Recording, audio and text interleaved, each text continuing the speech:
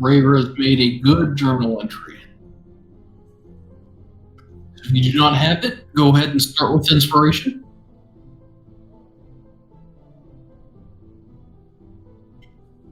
So you guys wake up in that little cliffside camp you guys made after taking care of that log rolling guy. Made a pretty good report despite that little setback you encountered with some botched deck saves. And your journey forward doesn't have a road, but I believe Kamor and Reavers spotted a building off in the distance that take about an hour to get to. There was a little bit of light coming from it, but it had a roof. And it didn't look like a fortress to them. And that was the closest location you guys could see from your point of view. Were the glowing lights that were down low of the building, were they moving or stationary? They were stationary. Okay. And also green, right? Nope, it was a red glow. Okay.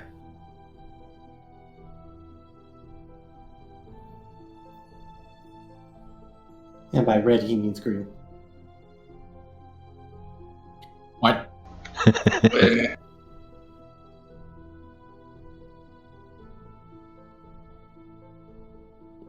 Alright, so with that in mind, what do you guys want to do? You guys can head for that structure, or if you want to try and just completely avoid it, you can also choose to go off to the side. Well, that is the structure that's ahead. It's probably some signs of something living within, so it could be where these Drow have taken the captives, or be something else entirely. On the way, might see. At least we can do some investigation to see if it is something that we have to worry about or not. I don't see any reason why to not go there.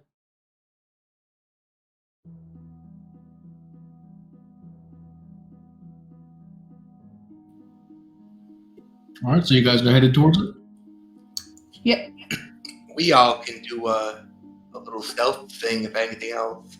Just try to peek around. I have a way to scout it from a distance. If that would help. I mean, see, that sounds like a good answer right there.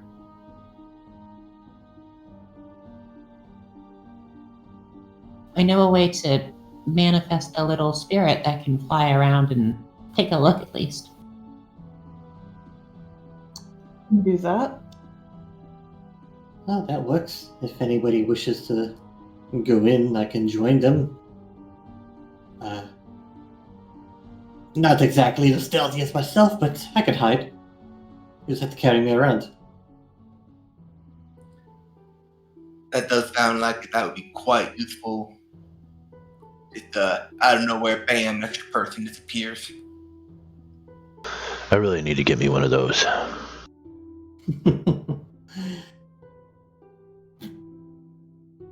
By the way, Crow, I had 3 first-level spell slots free at the end of the last session, so I made 30 good berries. Alright, just make a note of it. I did. I just wanted to let you know. And I'm also reminding you that when we took our long rest, I switched from Guardian to Infiltrator.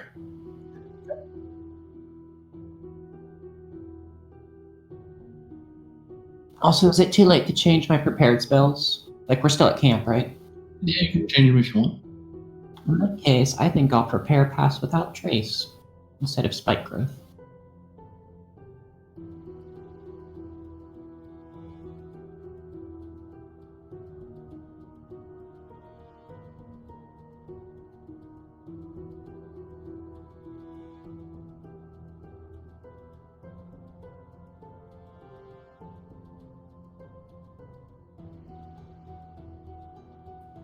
Alright, just double check here. I got Identify and Detect Magic, right?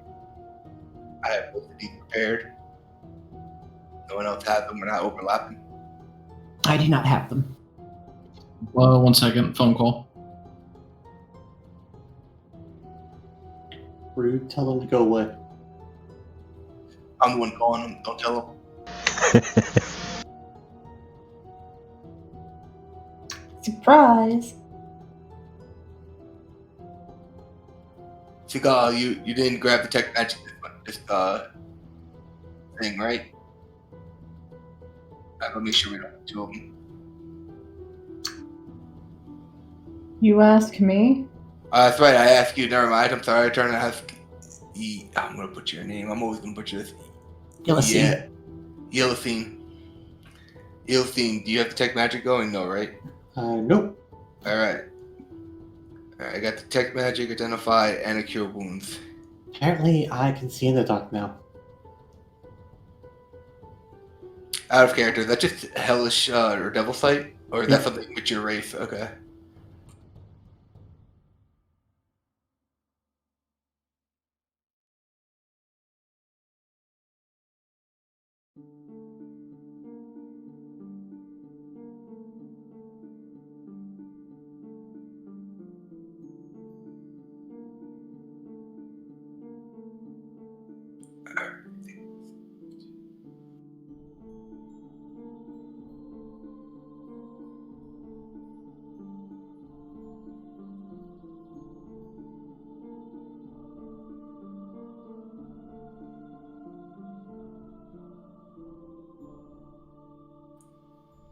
What's funny Maybe is like the Gloomstalker Ranger's ability to just hide from things that have dark vision doesn't work on Devil's Sight.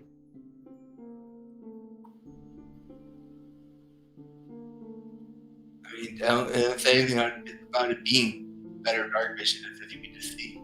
Yeah, yeah, it's not dark vision. It just allows you to see in darkness.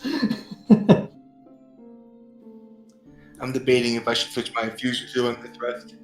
If I should keep the magical armor that gives me a +3 to my strength rolls, or maybe grab a cap of water breathing with all this water around me. Makes me wonder. I could also get a bag of holding if we need more storage, but we have your ring, so I feel like that's really kind of mute.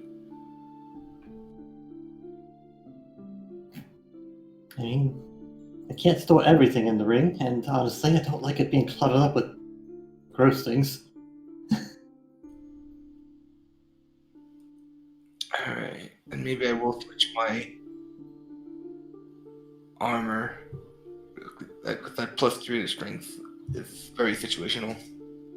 What are you thinking of changing it to?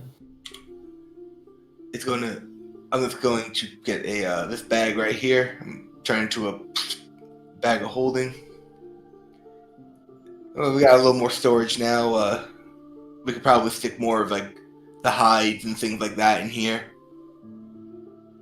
instead of worrying about getting all that ook inside of her house there. Yeah, and unfortunately, my dad doesn't like me relying on it too much. I can only go in there once a day. Oof. You can go in and come out once a day, right? It's not like you get stuck in there. All right, yeah. Once I come out, that's it.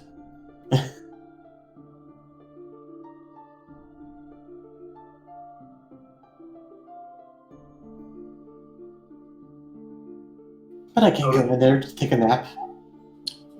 So, like, is your like family all in there too, or is that just like your own place? Oh, it's my own place. Did your dad have a key or something? How do you know how often you get to go in there?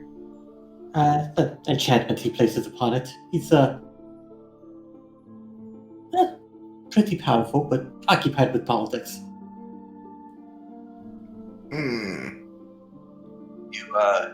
You folks get involved in a lot of politics? I never even seen your type before. I've never really seen my type either, but I don't understand everything he goes through. Doesn't have a whole lot of time to spend. He makes time for me when he can.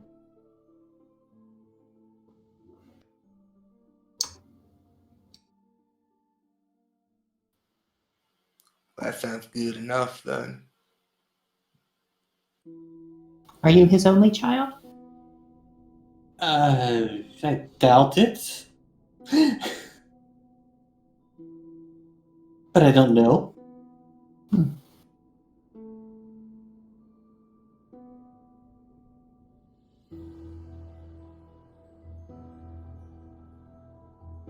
I don't really know who my mother is.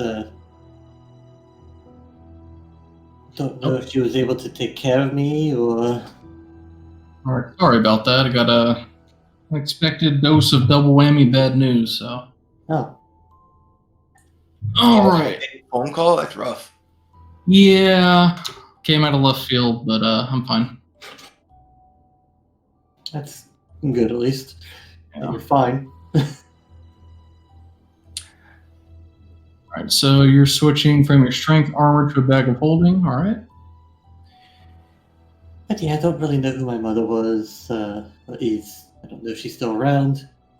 But Dad brought me to some humans who were able to raise me, despite my appearances.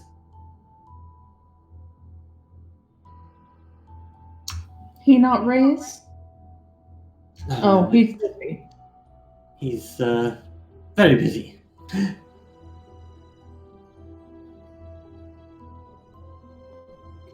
Okay, so after all the modifications you've done from your long rest, you guys head towards the structure. Now, Macalia, you want to do your little scouting thing as you got close to there? I mean, I took with Pass Without Trace, and we can probably just have Raver do it. It was just sort of an idea. Okay, whatever Because works. it's cool, but it does take up one of my wild shape things. There you go. I have no issue with scouting it out if we need to. You want to bring me with? Sure. Okay. Well, let's get as close as we can together before we break off from everyone else. And if we can, now try to manage it to where keep you guys out of sight within a good distance that if I need to, I can get to you quickly.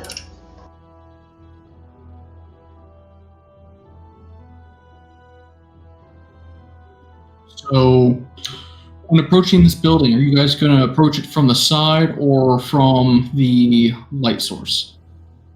Away from the light source would be preferable. All right.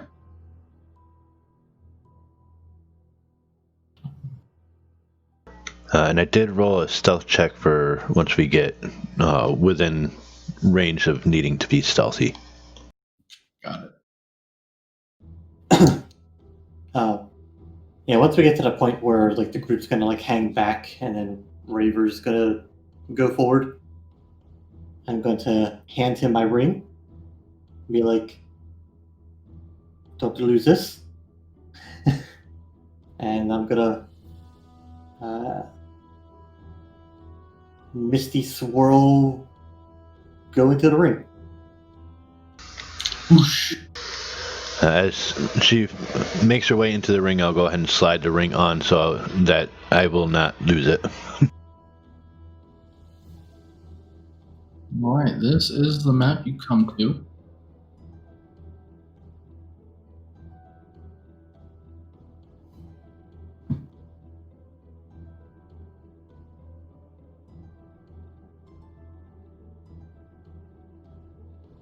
So it's not a terribly large building. The description here.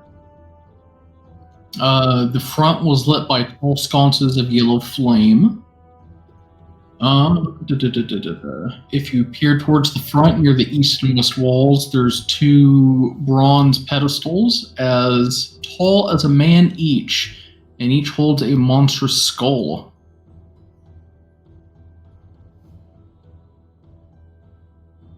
Just so you know, I can't see what's going on around the ring, but I can hear everything that's going on around the ring.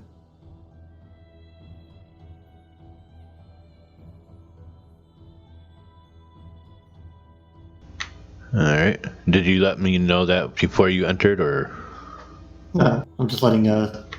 DM know? Alright.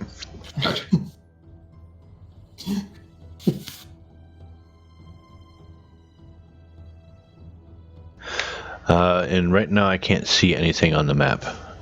I don't know if you had placed me yet or... Alright, you're on there. Oh, you're probably... It's because you share like a sliver of a box with a tree. Do you see stuff now? Nope. Did you put everybody on the map or just him? Everybody except Elisine. Can't see anything either. Yeah. I thought that was intentional, but if it's not, it's black for me.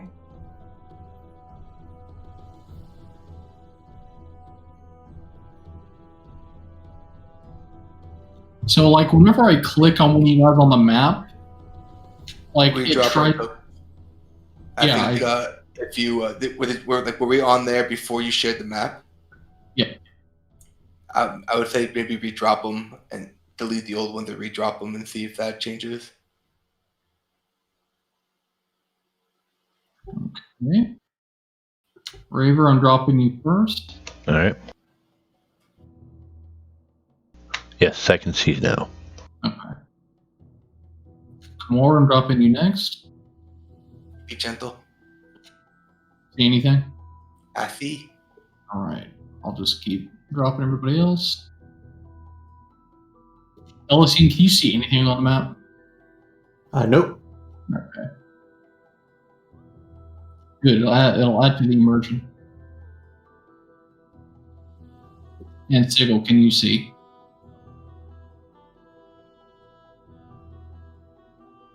Yes. Okay. Alright, so I take it the spot that's right to my right here is the building. Yeah. And the light emanating is to the south. Alright. Now, are they actually right there next to me, or are they back about like 60 or so feet? Are you talking about the party members? Yep, the group.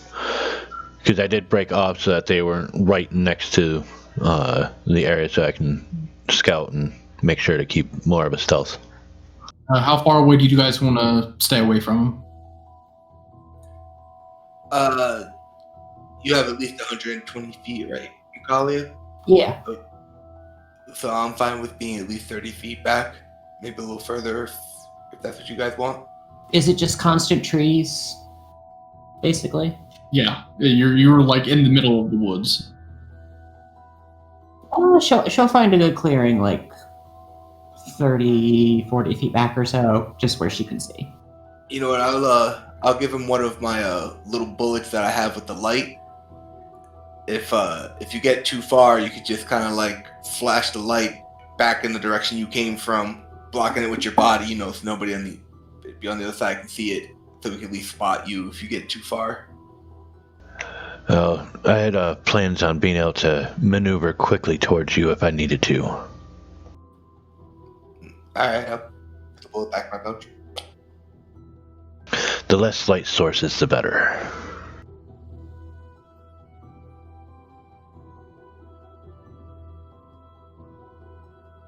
Alright, so if they're planning to be about 30 feet, that gives me an idea, so I can be able to pop in if I need to by them. Because I do have my teleportation ability there. Okay.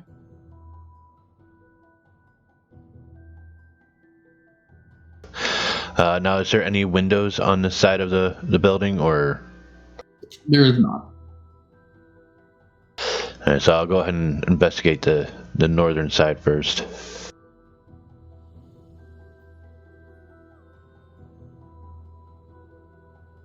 You see nothing but wall.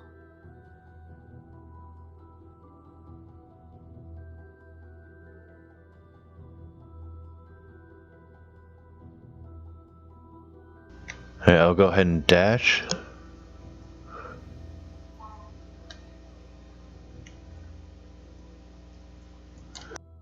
To move to there while I'm still stealthed. And then just basically taking my turn to quietly move about, checking the surrounding area first before making my way towards the south side. Okay.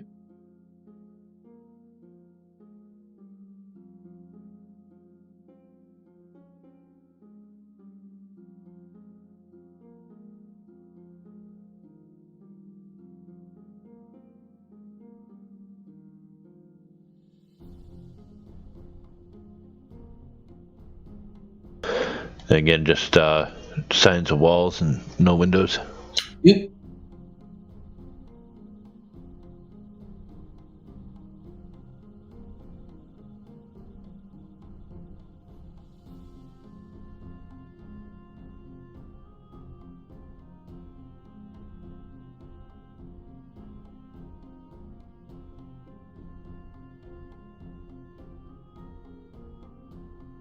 Right, no signs of any movement or...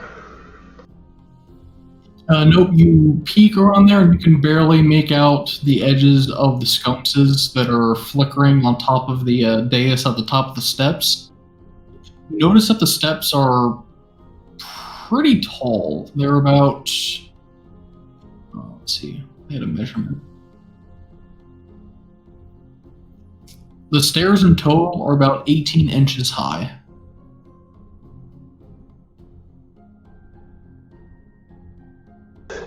And then, so the wall just goes up to roof, and then doesn't appear to be any other like balconies or anything like that. Nope. I'll quietly make my way towards the door.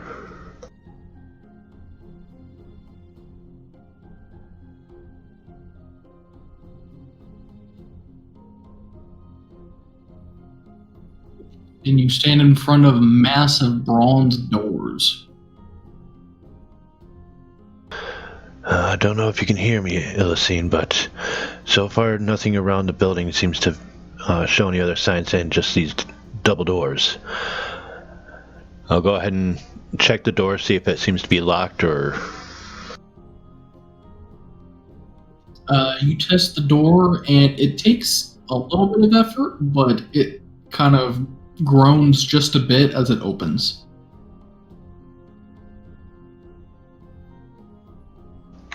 Alright. I'll try to open just enough to kind of get a sight within, but not enough to hopefully get most of the light in. I just want to get a glance. You can see more sconces from your angle that seem to be lined up in a row, and then past that you can also see more pillars that are held up by monstrous skulls. All right, I'll take a listen, make sure there's no sounds of any movement or voices within. You only hear the crackling of the flames, which you're right next to one. It doesn't seem to be letting off any heat. All right, I'll take a quick jolt across the door frame here and check the other side.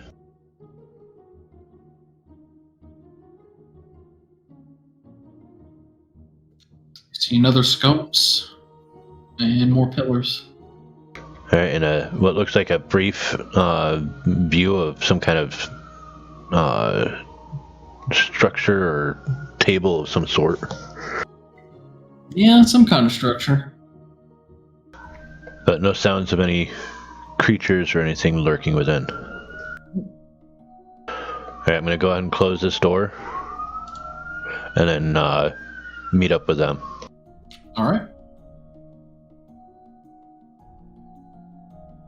And I'll use my bonus dash and action dash to get back to them.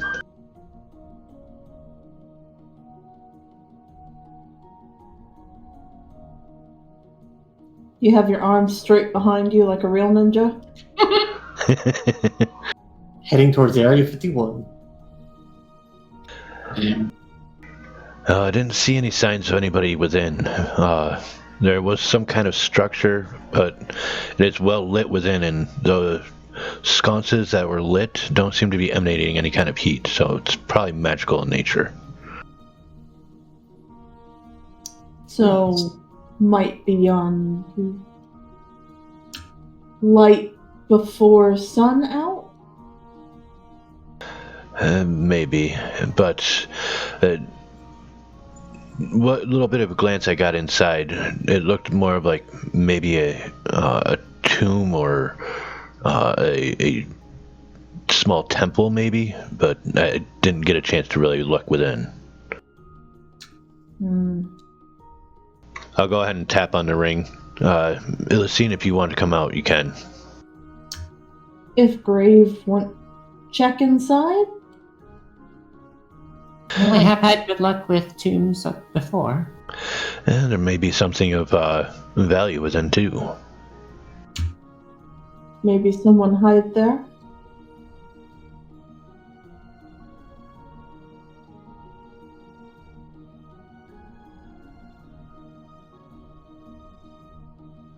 Elisine, are you going to take us off or come out? Or are you going to stay put?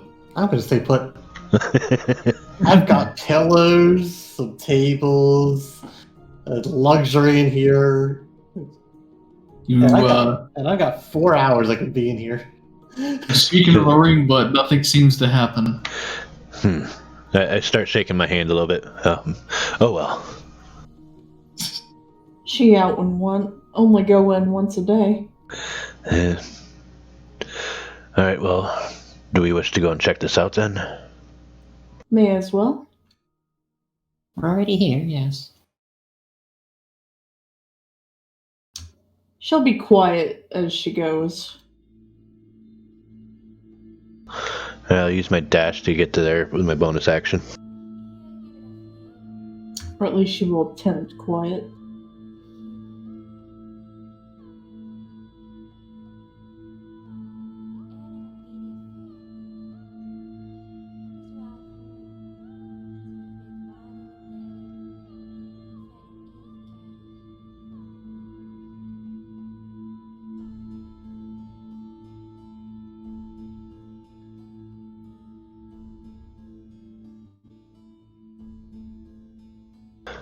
Alright, let me check the interior first before we go just marching in, just to make sure there's nothing of harm beyond this door.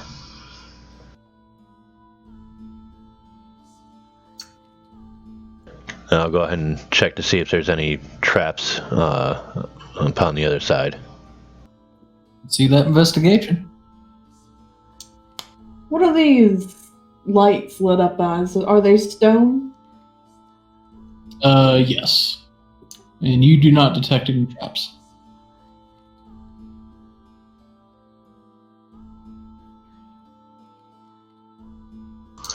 And I'll go ahead and move in and move to the side so that they have movement in.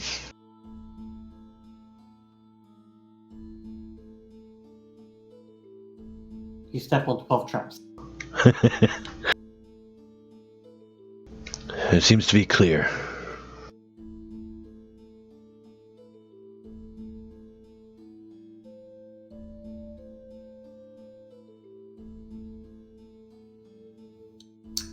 It's small.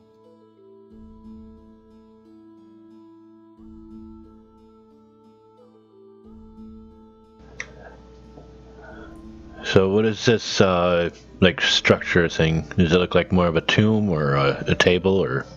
It definitely looks like a tomb. You are able to see that it doesn't actually have a lid, but against the northern wall you see a very ornate-looking axe. Now this axe, it's taller than any of you. Like, no average person could use this axe effectively. And you do see what looks like a shining gem embedded in the heft of it. Interesting. Start slowly crouching towards the axe. If y'all want to give me like 10 minutes, I could put together something and see if there's any magic in this room. Should tell Raver. As you step towards the axe, you hear a slight crunching sound as the doors shut behind you. Oh. Wind begins to swirl throughout the mausoleum as the bones in the crypt float up into the air and start snapping together like frickin' connects. Yeah, I remember those. Nice. And you see this massive, huge dude reach for this axe, and he lets out this wail. Raver. Trap. Yeah, as Oh, soon as shit. the door shut, I activate my spores. What in tarnation? River, I thought you were good at this. I'm good at finding traps, not dealing with things just coming back to life. Well, see, he find trap. He ain't wrong. I mean, he did find the trap. Roll some initiative. But that means you gotta fight it. That life.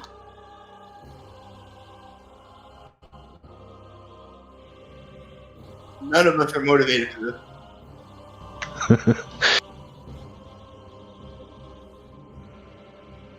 Would you let me cast Symbiotic Entity when the doors close?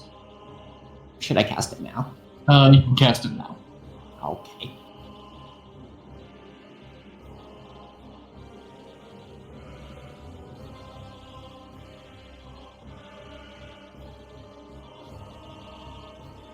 She just starts sporing. Oh, I knew this was a bad idea. I'll pull Grim and take a quick slash at this, and then get out of the way.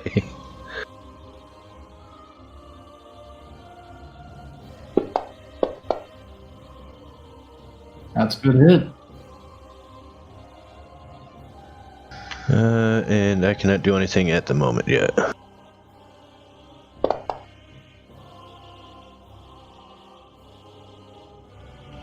And I will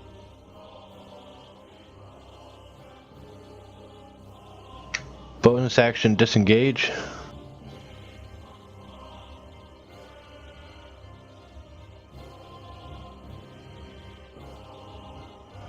And move back to there.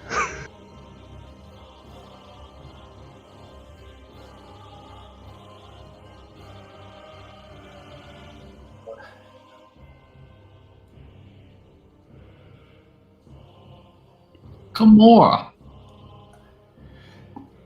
I kind of want to run around it and distract it, but I'm scared of stepping on any of these tiles and setting something else off. Let's do it for the biscuit, though.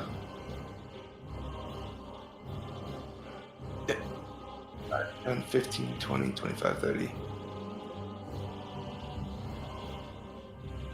And I'm going to run around him and try to pop him in the head, make him turn around and look at me.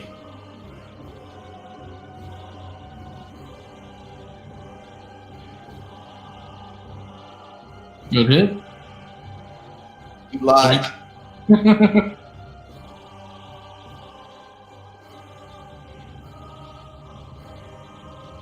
Illicene, you hear this massive, monstrous wail that's very deep in the voice, and then your party members panicking, like, I knew I should have stayed home today.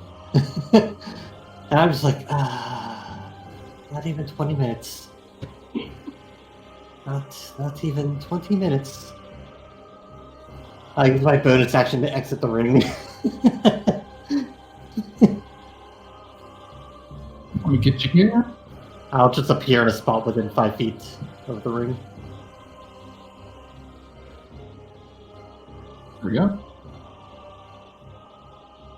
Is he okay? Yeah, I can see okay. Alright.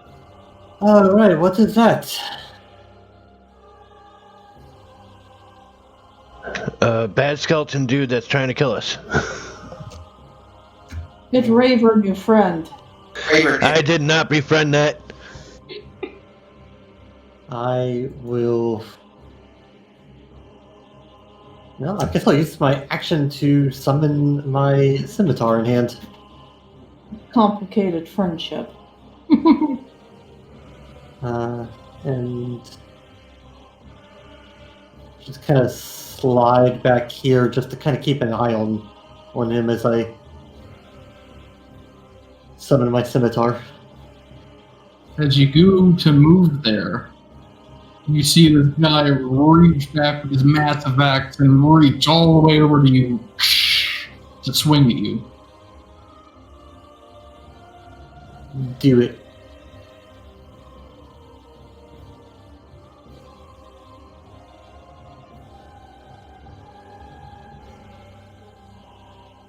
Crunch.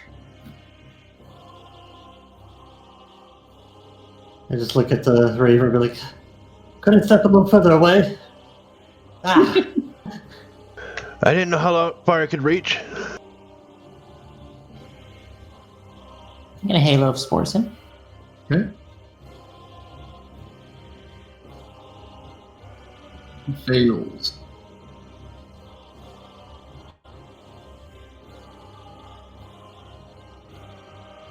And Spore kind of clatter on his face, like, even though he didn't really have lungs to be irritated, but he still kind of fans his face. And that dude shooting at him. Yeah, I'll swing at the dude who shot him.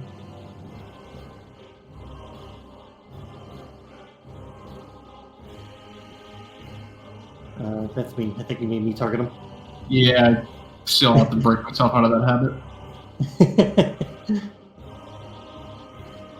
Misses. Ah! Goes in the wall right above you. He gets frustrated and he turns around and let's see, 1, 2, 3.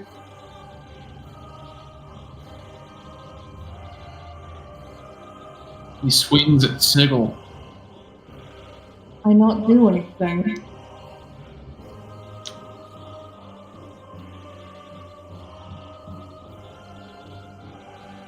Crack! Still lands on the wall above your head. He's clearly not used to swinging in here.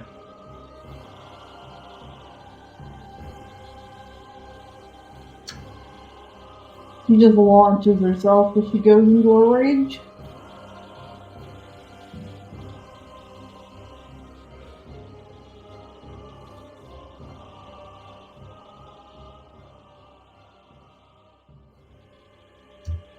Just starts swiping with her claws.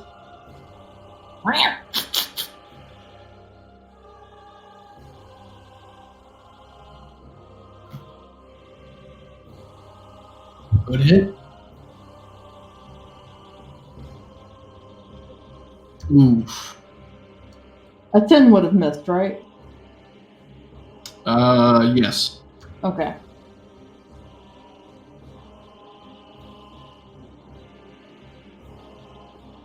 After Sigil's turn, it turns to make a retaliatory strike at Kamor.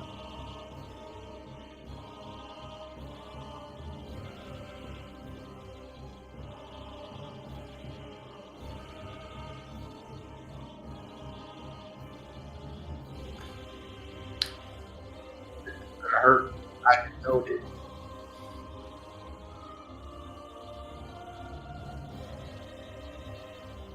Oof. Actually hits and you hear it's like crunching coming from your good arm. No, my only good arm left. Regalia.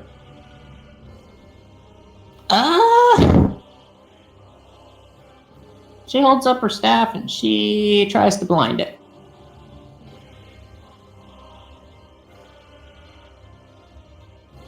He succeeds! Can I use inspiration to do that again? You have to clear advantage before you use it. Ah. She would give him advantage. Curve save, right? You can use your inspiration on his saving throw. Yeah, Yeah. it sucks.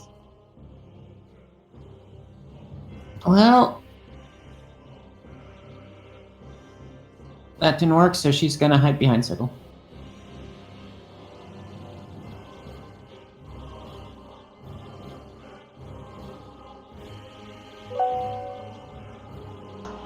Alright, I'm gonna go ahead and rush back up to it.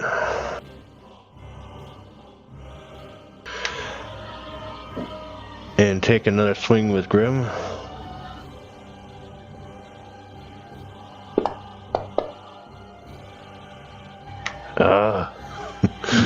And bonus action disengage.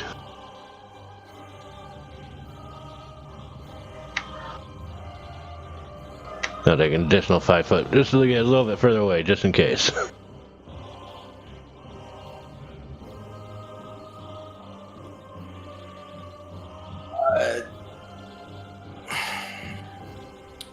I'm gonna have to do it. I'm gonna pull out a stim pack and smack it into my thigh.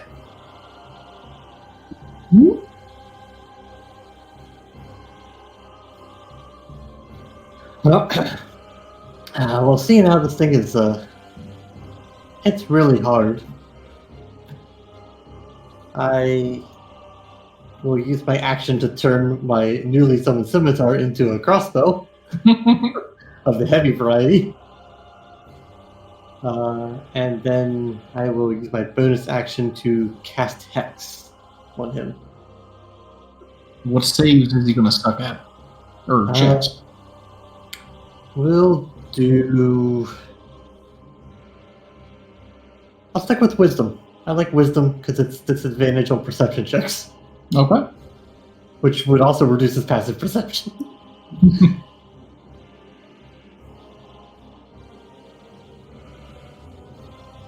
But that'll be my turn. You see the feisty cat try and scratch at him. He tries to retaliate. Oof, he missed. He's going to raise up it again. He's going to swing down, but this time coming at my Kalia.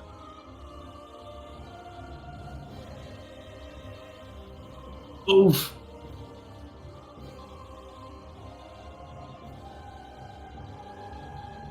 Goes right through your spores and it goes right in your shoulder. Does not feel good, but you're barely standing.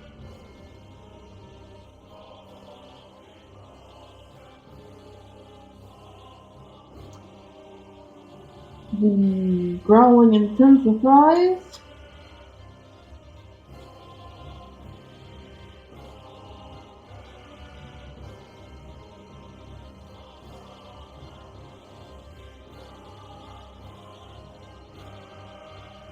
And she's going in reckless. Oh boy. Advantage +2. That's a hit. Scratch. Oh, it's a crit. Bad scratch. You're pretty sure there was a hiss in there somewhere.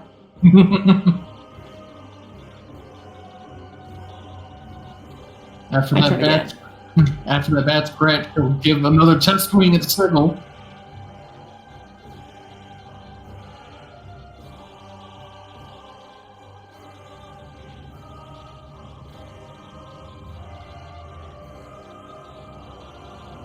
Ooh, she completely absorbs it from that weak ass hit. Oh, you, Makalia.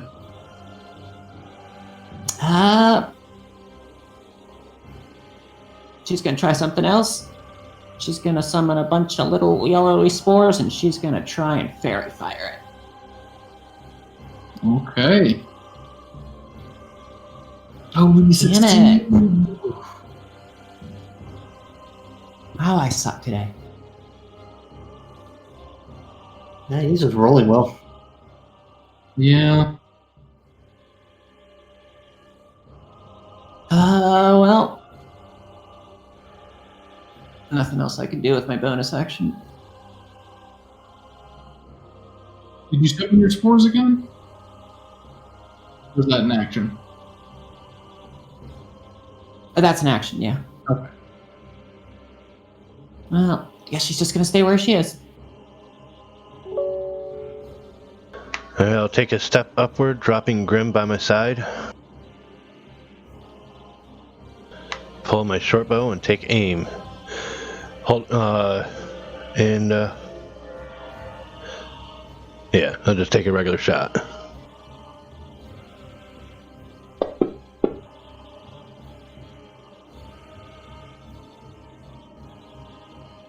Good hit. Aw. But now it looks like it's heavily wounded, so that's a good start there. I have a question. Yeah. Is he standing in a coffin of some type? He is inside of his coffin. Is the coffin attached to the floor, or is it just a coffin on top of the floor? You're not sure. All right. Well, Yeah, I'm gonna. check if you want. I mean, is that gonna cost me my action? Nope. I feel like being nice. What a nice guy you are.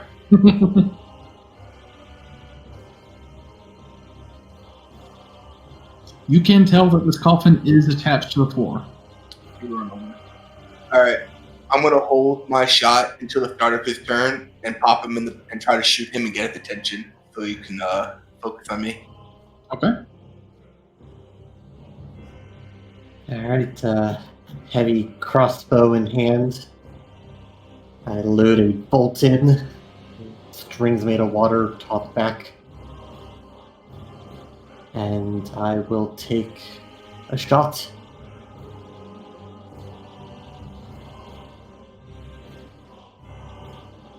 Yeah.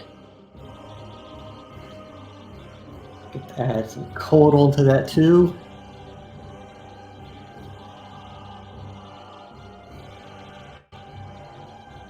Ouch, good hit. And then slide up there. Put some distance between myself and Raver in case he starts to come over to the side of the room.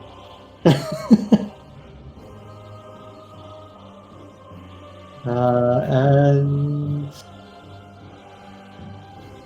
that will be it. Alright, Kimura.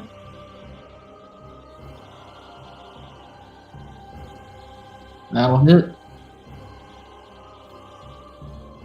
I'm over here, you yellow or blue bellied giant. You don't know what you said, but you hit his helmet. He didn't like that. Yeah. Tink. Oh, he gets even angry. He swings again at you. Oh, he ain't feeling it.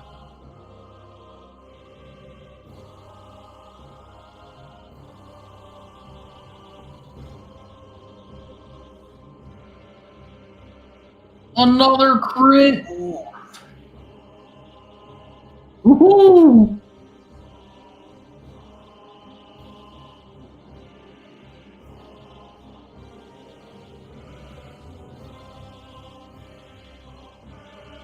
Oh, he is teetering at this point. He's going to make us fuck you swing at the snivel. He wants to hit her at least once. Just once. He did hit me. And actually make a dent in her. He's getting that hit.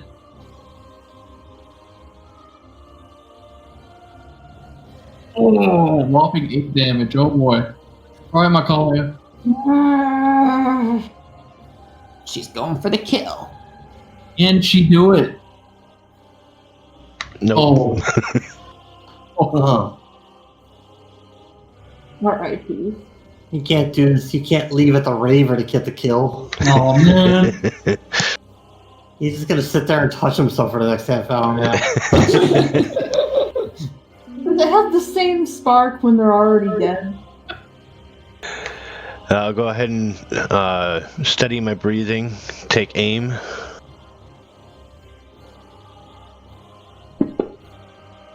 Ah, wrong one. Let's see if you actually. He cheats. And it still didn't even give me my... Oh, because I already dropped it off when I hit the wrong button. Oh, roll again. Okay, why has it got disadvantage too? Yeah. Because he's prone. Yeah. Oh, oh, yeah.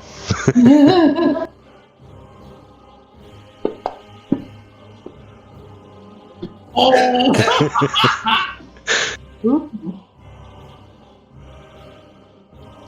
How does your arrow crit this beast? I'll let you reroll your damage die. All right.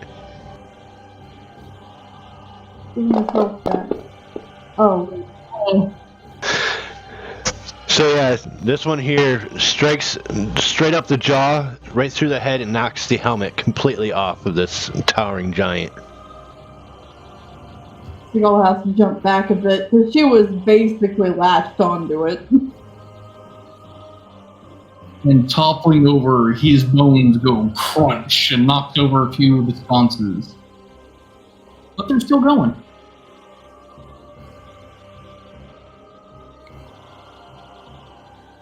All right, now before we go and touch anything else, can I please do my thing and see if anything else is like magically trapped or going to jump out at us?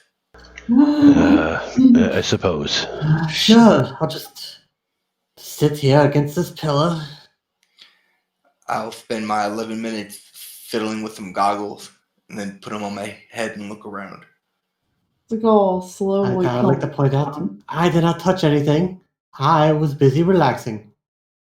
While he does that, she's gonna very carefully, like, checking each tile, and then walk over towards Illicine and drop her bag of mushrooms between them. And I'll re-pick up Grim, sheathing it. How many mushrooms are you willing to give me? As many as you want. She just drops it there and she starts chowing down. While, like, clutching her shoulder. You have like 30 of them, right? Yeah. We rest. Do not eat whole bag. Eat after rest. Well, I mean, I guess it's kind of meta to ask and all that, but I think if we eat the whole bag between the two of us, we'll both be at full HP again. Exactly, actually, yes.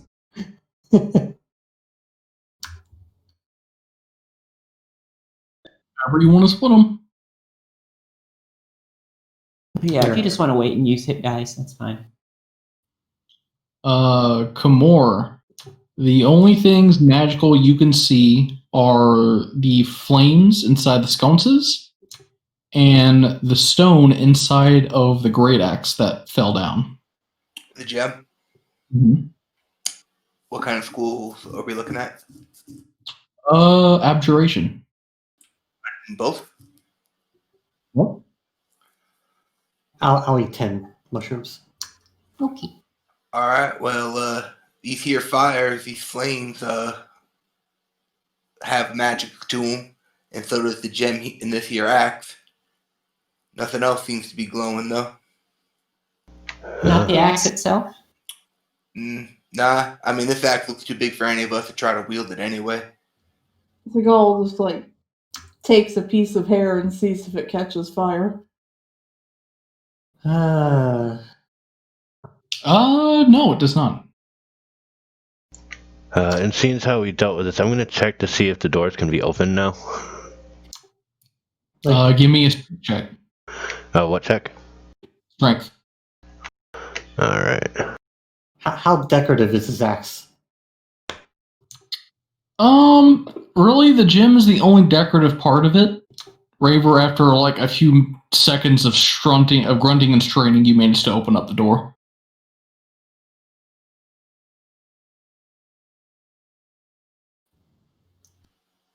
She's gonna take one of the fallen sconces. Now, is it the sconce itself that's making the flame, or is there something inside the sconce? It's just the flame itself. Can I pick up just the flame itself? You cannot. Did he get burned? No, nothing caught fire when you put it in there either. I like these. So you said the gem in the hilt of that axe is magical. I believe it was in the blade, but yeah, that gem right there is magical. Given aberration magic coming off of it. The gem was in the hilt, not the blade. In the hilt? Okay.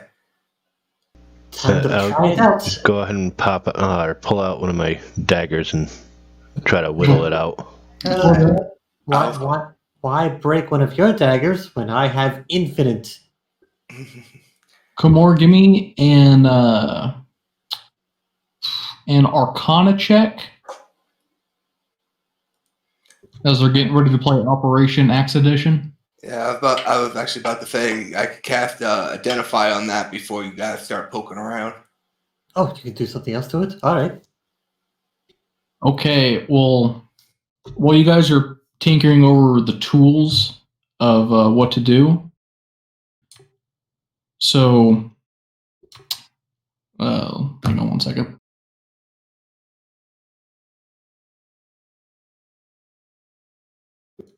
So you're starting to realize that this stone is set in a very primitive manner. You know that removing this gem from the way it's been inlaid inside the heft, it's an extremely high chance of the stone losing its magical properties if you just take it out. However, because you're able to see this particular flaw of how this magic was implemented, you have a feeling that you could be able to extract it carefully enough to save its properties. Do I know what that would entail? Like some jeweler's kit stuff, or Just your Artificer's Touch and your 23 Arcana check. Dagger appears in my hand. all right, Yeah. guys, hold on. Let's all just take a breath here. Let's don't be poking magic things with daggers and stuff. Let me deal with this. I know a thing or two about magic items. And you'll see like a series of like small little tools come out of my fingertips of my left arm, and I'll start working on it and removing the gem. I'm gonna guide it to you, actually.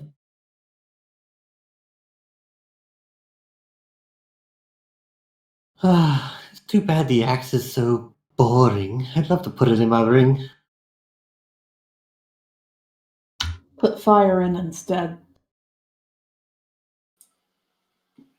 So you have, after a few minutes of very careful extracting and working with your tools, you're able to extract this very ornate and lovely green gem that was embedded in there. All right. Oh, sorry. It is it's a gray stone carved into the likeness of a cat's head with one eye socket containing a green sparkling gem.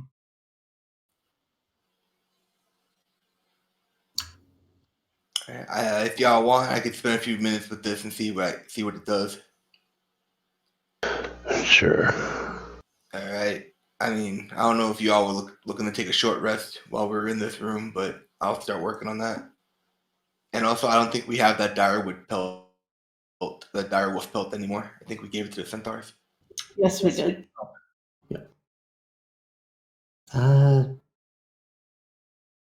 These sconces with the magical fire on them, are they pick upable or no? So the sconces, like, Sable could pick one up fine, it'd take two hands, but you have a feeling if you could, like, cut off the top of the sconce, you could carry it as kind of like a bulky torch if you wanted to. Because it seems to be contained to the pit of the sconce. Okay. He knocked several over. Yeah, he did. So basically, if I cut off the top of it, it'd basically be like a little bowl of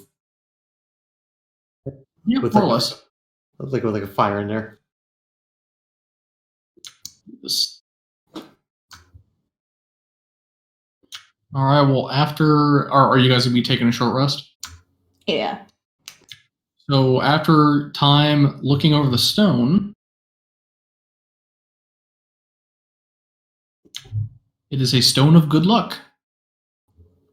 Seagal loves it. And you guys hit level 4.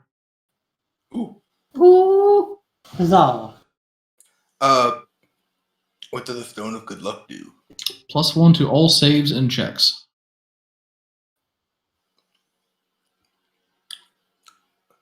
Well, this right here is pretty much the same saves and checks.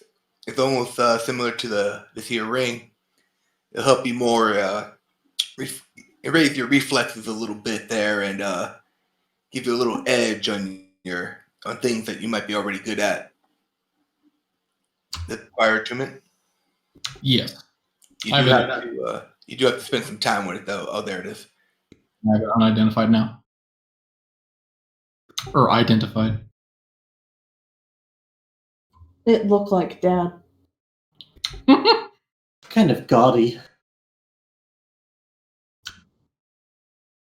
It perfect. Perfect.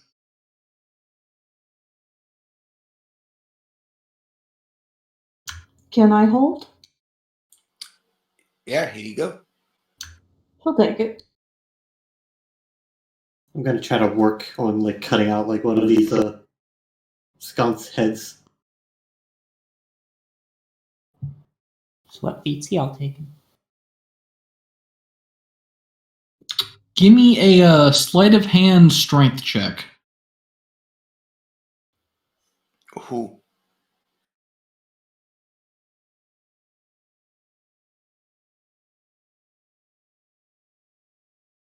For me, or Yeah, since you're cutting the skull. that's still dexterity. I double clicked on it. I clicked on the wrong thing. Switching it to strength.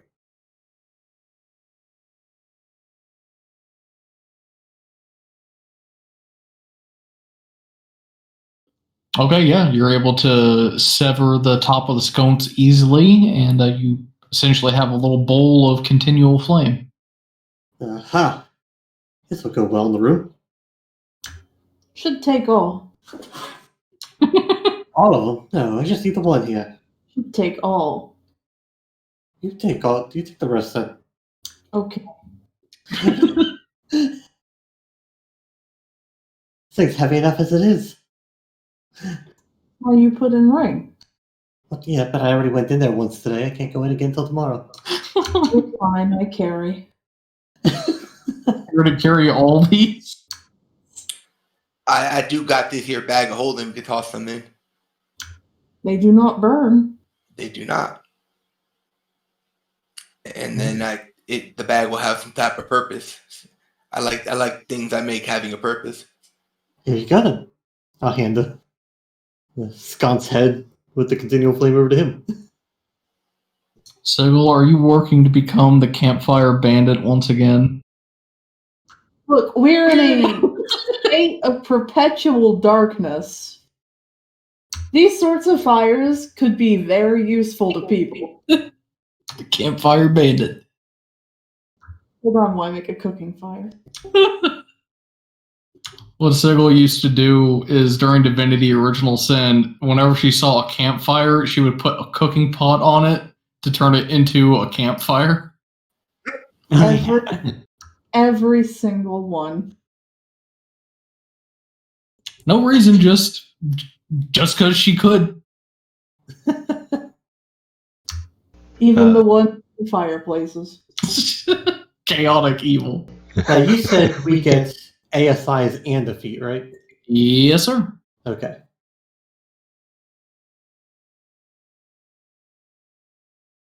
So I'm still thinking I might take the healer feat.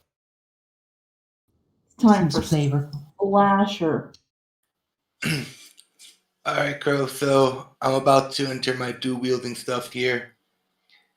Now, currently, my armor has a weapon on it. It says it could be on my arm or my chest. I would like to have it on my chest, but I'll still take off the shield. If that's what you want for dual wielding, but I could use the weapon on my armor and then the gun. Okay, so what's the sequence of attacks that you're trying to go for? So it will be probably my weapon on my armor blast, which is a lightning launcher, which I could shoot from, which I could have either on my chest or my arm, and then followed up by my pistol. Okay. And let me read your thing real quick. Sure. It's called Lightning Launcher. It's under the armor abilities.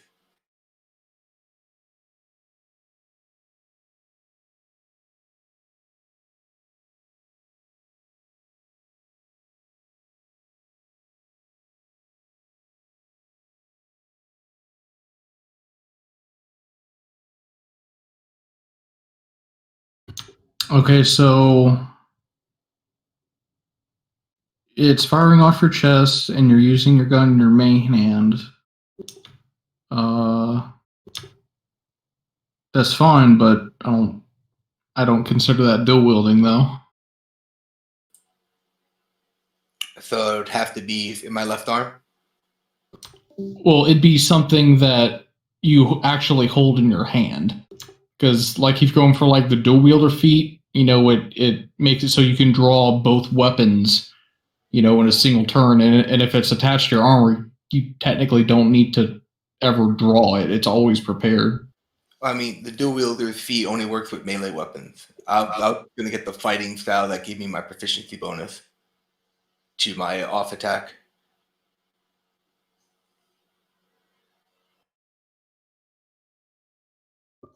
Oh, okay. Because dual wielder, every single thing about dual wielder only involves melee weapons. Except for the stowing part. Which I don't really need if I just have to pull out my one gun and my other gun is attached to the armor.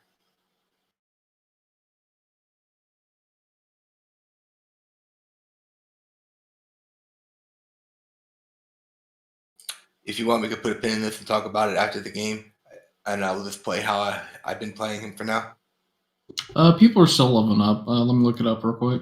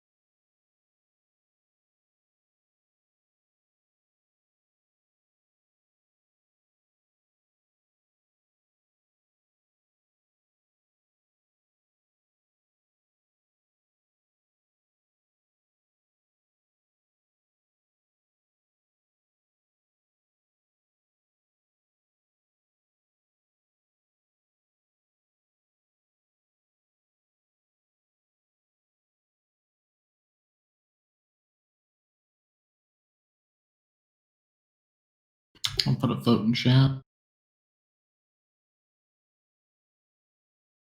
Vote for.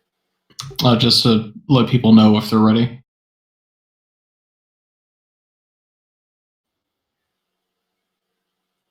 You know what? Even the fighting style specifically says melee weapon on it too. Yeah, I was looking at that.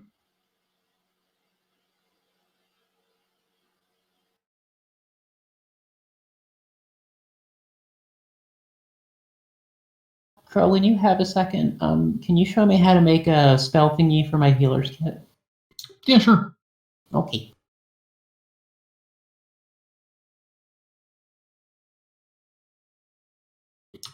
I think I see what you were going for, but like the lightning launcher is essentially a magic attack because it does lightning damage. It counts as a range attack. Oh, Ranged weapon attack. ranged weapon attack. Okay. Yeah, but fists count as a weapon attack too, but they're not weapons.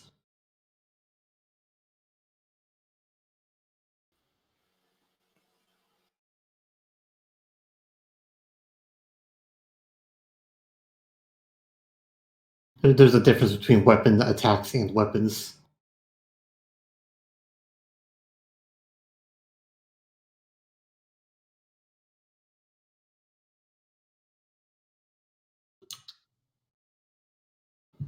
Because this whole time I thought you were going to be using just 2 guns and then the armor thing. I am. I have to make the 2 guns first, and it's gonna be a while before I can make the 2 guns. So I was just seeing if I could implement my thing now with my lightning launcher.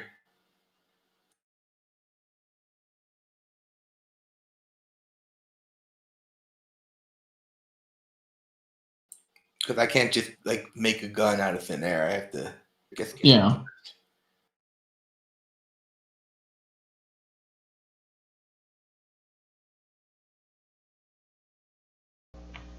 I'm going to go ahead while we're taking this short rest, go through and pick up any arrows that are still viable to use.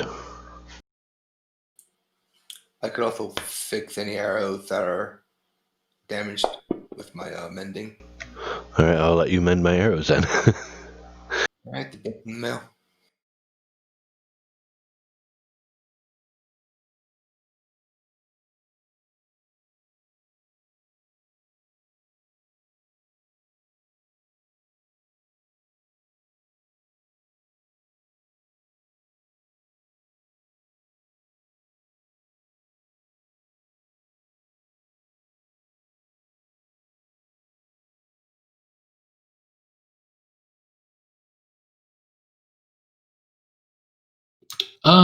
Sure. We'll go ahead and say so. Fine.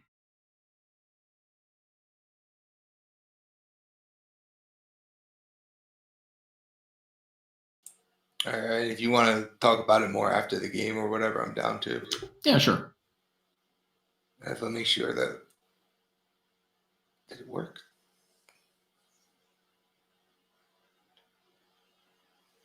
Oh, does it put it in the feet? Okay. So, is it even worth getting the dueling then? Because it specifically says melee weapon. If it's melee, then I wouldn't know. Then just take off proficiency bonus off the attack for the offhand. You take off the ability modifier damage, not proficiency. If you see the little hand next to it, just set it so it's offhand. It'll take it off automatically.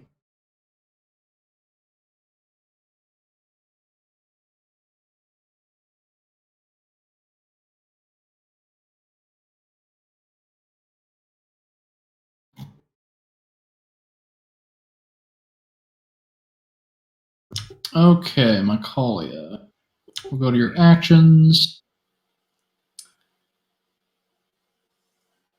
See, now I have that. The problem is I have the lightning launcher set as a. It's like on the spell area, not the weapon area. So how can I modify that? Oh, you'll just have to go into the magnifying glass next to the damage roll and just turn off any modifiers affecting it there. Okay, so it only does the dice damage. Yeah. Okay. Unless you fire it with your main hand, but then the pistol gets the offhand treatment. Yeah, no, I want the pistol in the main hand, which is my right hand. Technically my only real hand. And There's a specific gun that you can offhand. The pistol itself will not be able to be used in the offhand. okay. Yeah, pistols actually don't have the light property. Yeah.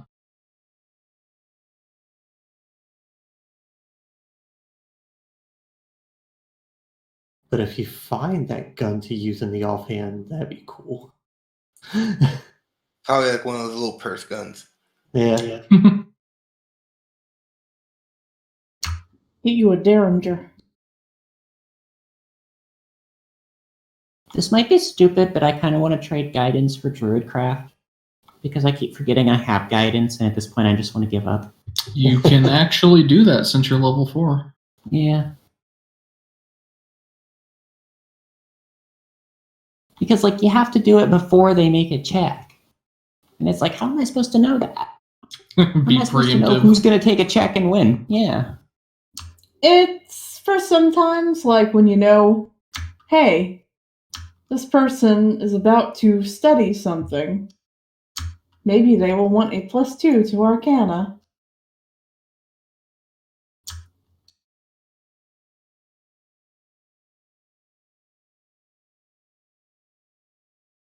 At least with Druidcraft, I can make my cloak billow dramatically in the breeze. And that's the best use.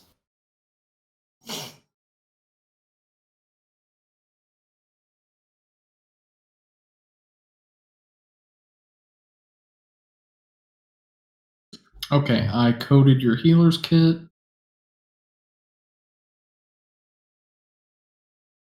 And healer's kits have 10 charges. 10 charges.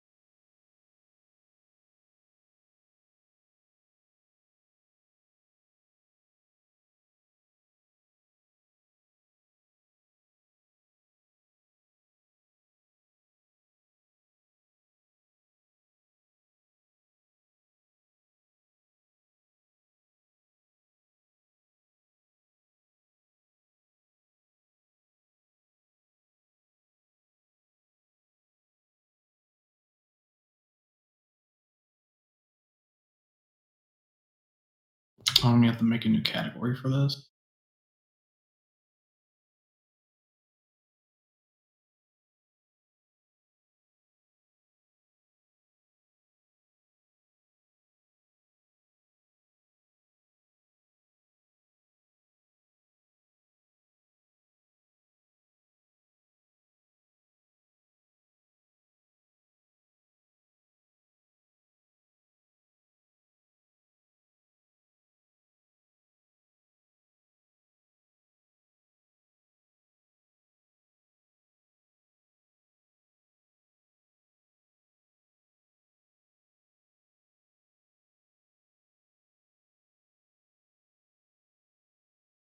Okay, there we go.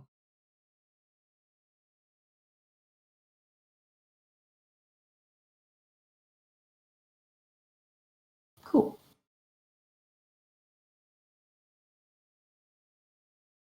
Also, I didn't actually use that and heal that. All right, anybody else need any assistance? Don't need assistance. I just have a request DM wise because I leveled up. Can I replace a cantrip? Believe you can, yes. Okay.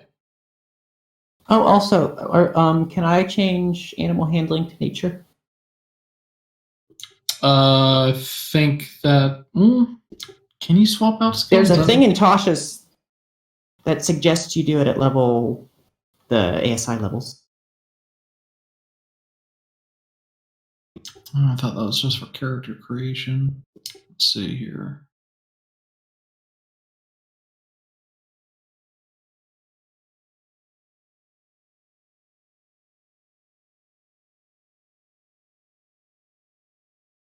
No, it's under changing a skill. When you get a ASI. Oh, okay. Diversity. Yeah, sure, go ahead. Okay.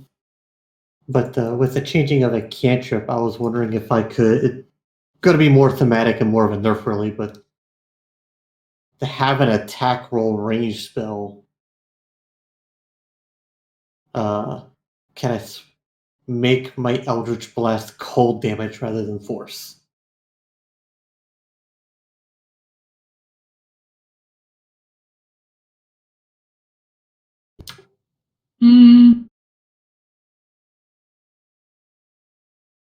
because I don't get Ray of Frost apparently.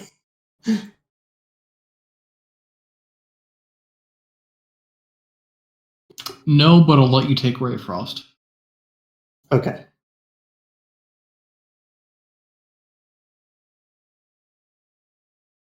All I know is that when the waves hit me, that feels like force, not cold. Since the my beam's on my chest, do I still have to take off my shield?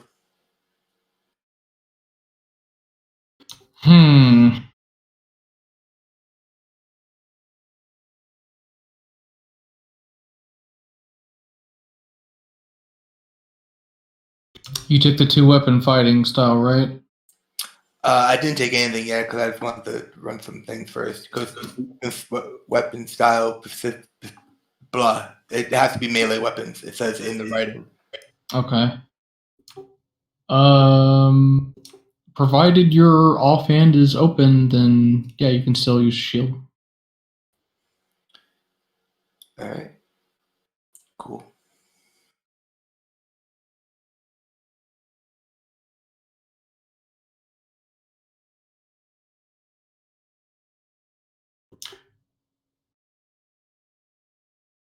Oh man, the rogue got sharpshooter. Now he can give himself advantage and -5. One shot, one kill. I told him about that, and he got super excited. Oh no! I don't know what spell I want for this level. All right, so I have a few ideas.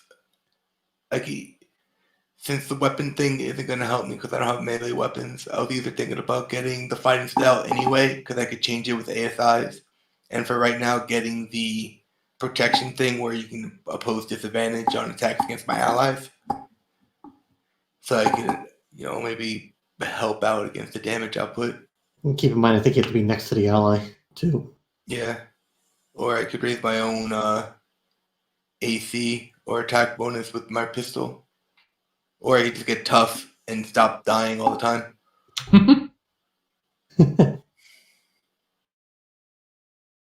Actually, I kind of just answered my own question with that. I think I'm just going to get tough.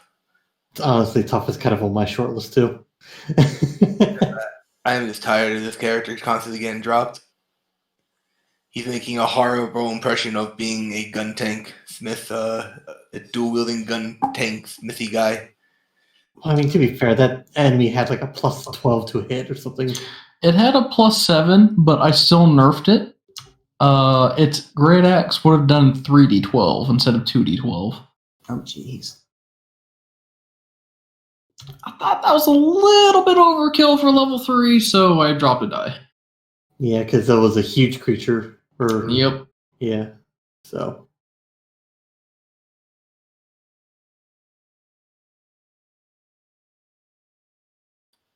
I got one con, one int, and tough.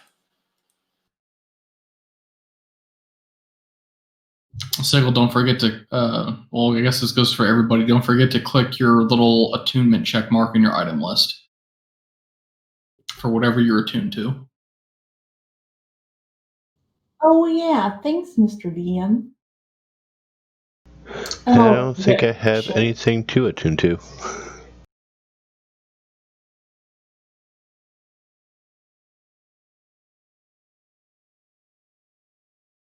I forgot, does bag of holding require attunement? No. Okay. Nope. I don't have any attunements. Yeah. Should I just make a bag of holding, or can you give me a bag of holding?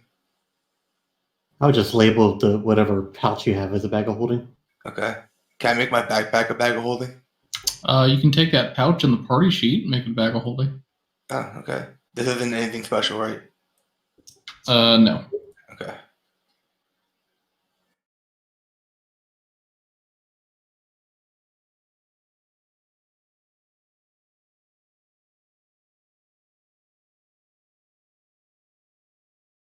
There. I invented a pouch of holding. All right. Is everybody set, more or less? No. It won't let me click on the thing, but yeah, I'm pretty much I set. can't click the check mark, but yeah, I'm good.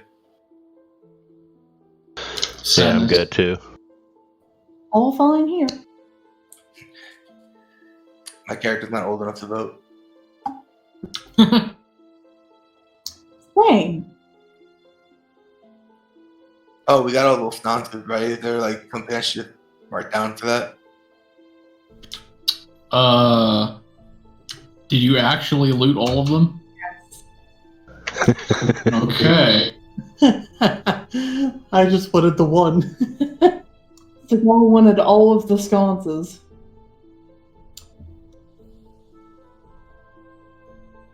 Fire that doesn't burn, but stays lit forever. I guess give me 5 sleight of hand strength checks. Okay.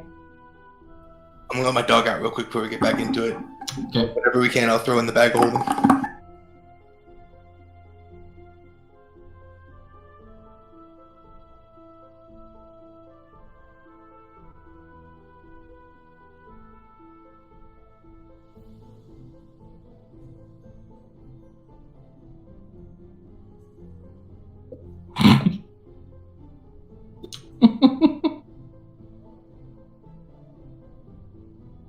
Don't laugh at me.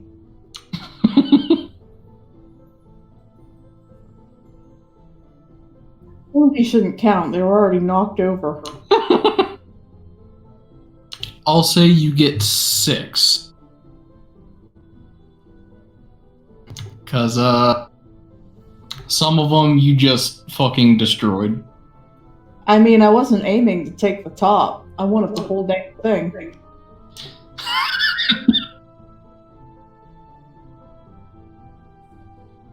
You're trying Wait. to break this thing off at the pole.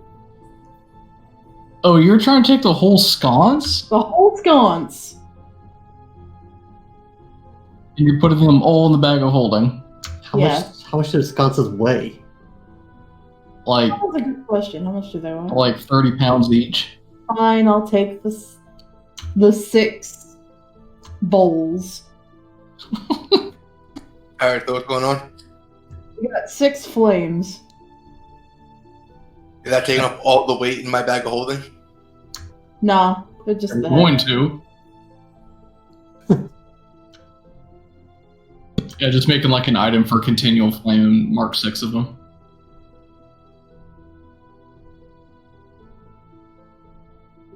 Okay, let's see here. Okay, I got my spell. Still need my feet, but we can continue on.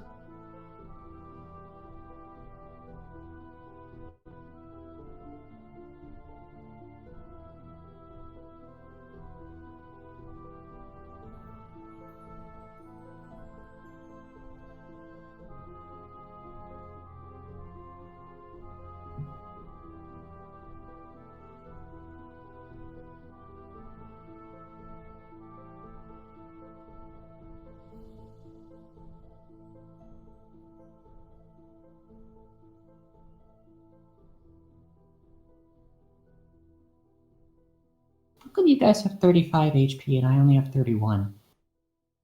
I have a +3 to my con now. Same here. Also, I have 4.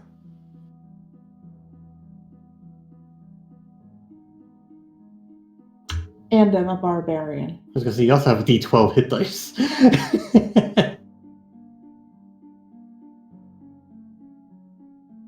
I'm going to max that con first. Damn, tough is like a pretty good choice to take.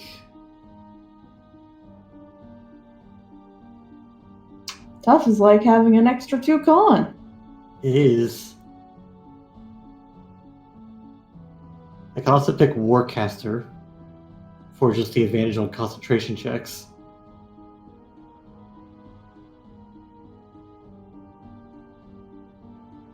I'll never drop Hex again.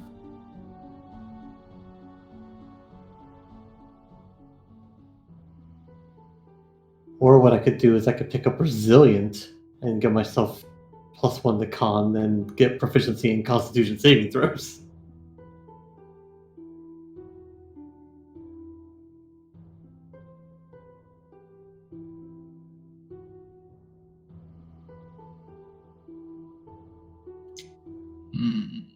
Okay.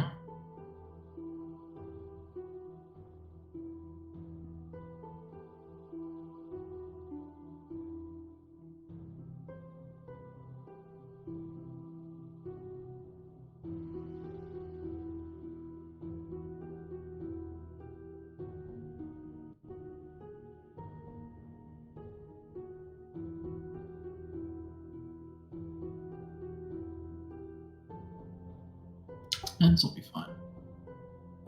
Trying to figure out if my HP got doubled or not with tough. See, everyone had 5 and 31, but I have like 39. Well, I'm at 35. I have a +2 in con at the moment. Yeah, I have a +2 in con, so. Then you would be at my Kalia, so 31. Yeah, you're correct.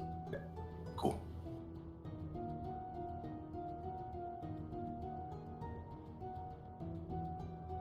Yeah, you're 8 HP above my Kalia, which is where you should be at.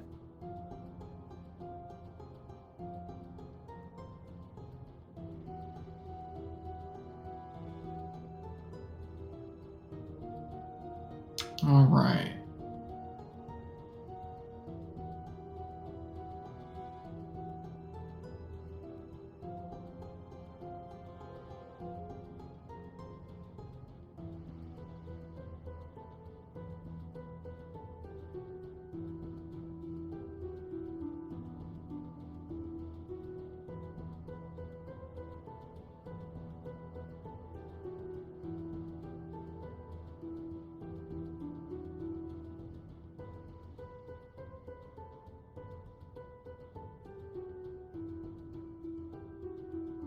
You see, at this point, centuries of corruption have given the forest a sinister appearance. Barred vines strangle the trunks of slowly dying trees. Low-hanging leaves draw blood when brushed away, their edges as firm and sharp as blades. What happened here, I wonder?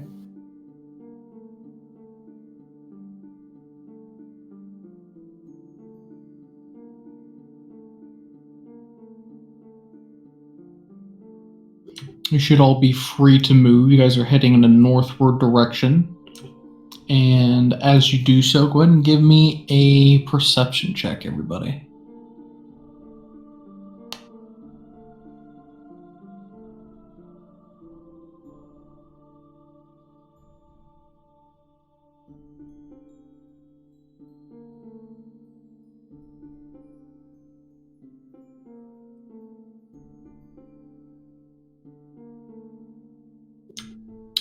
Let's see. Kamor, Sigil, and Elisine. My bad. You guys, it's fine. You guys notice over here. How the fuck did I notice it? How did I not notice it?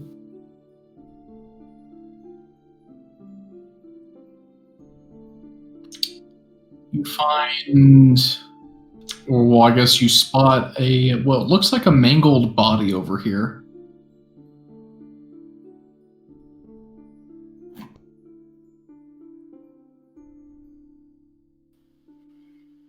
Looks like there's a corpse over that way over there. I see that. What kind of corpse? The dead kind. And You maybe can't- even one that might come back. Might want to just skirt past it. It looks pretty mangled, though. Maybe something pretty beastly got a hold of it. Whatever got a hold of it might still be here. Seagull's gonna try to be as sneaky as she can. She's gonna go try to check it out. I'll go ahead and pull my short bow just in case. And notch an arrow.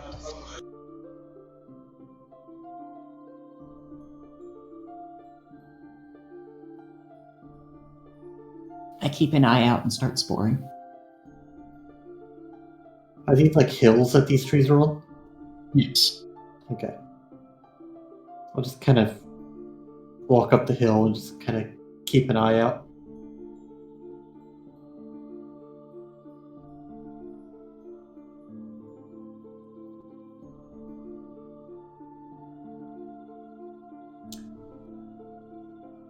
Do I notice any immediate danger?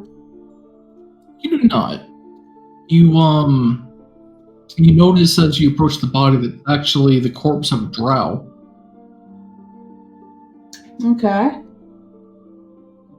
And you can see strapped to their waist, there's 2 potions of healing there, and a bit of her clothing had torn down the front, and you can see what looks like some kind of gold armor around her chest. She's gonna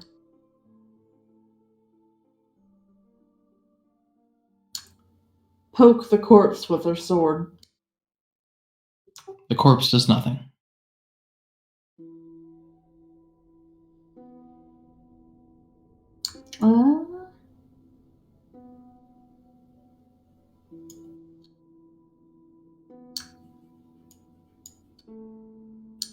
Noticing no immediate danger, she's gonna go ahead and start looting.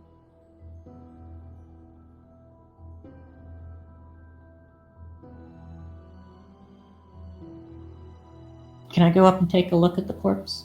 Sure. See if I can find out like what killed it. Give me a medicine check. Medicine. Also, I'll take my ring back for now. Oh, yes. I slide the ring off. I'll take it. And I would like to scope the area to see if anything's going to jump out at us while they're searching the body. Is that right? But yeah, while I'm looting, what seems to be the immediate cause of death? Like, does she have slashes? Give me another perception check, Sigil.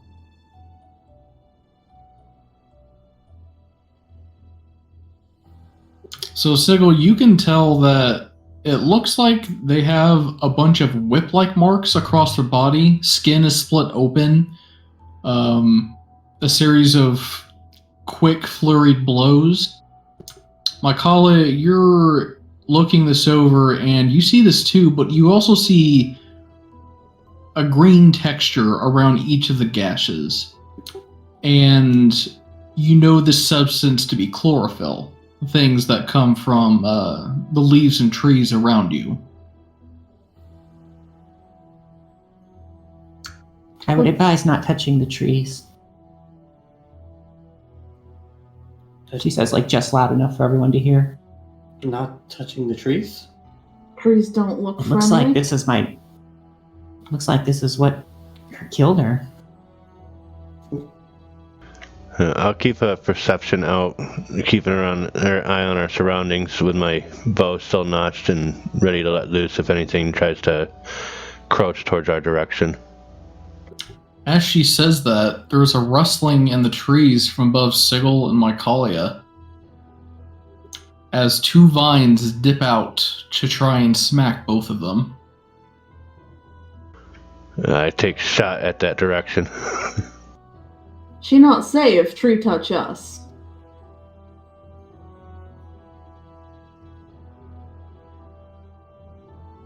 Ow!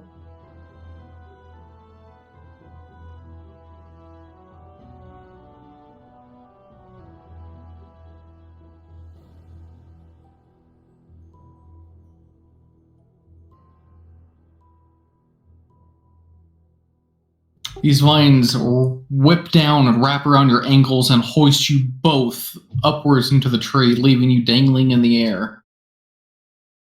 As you all can see, a cackling wood spirit in the leaves high up in the tree, holding him there. Go ahead and roll your attack, Reaver, and then roll initiative.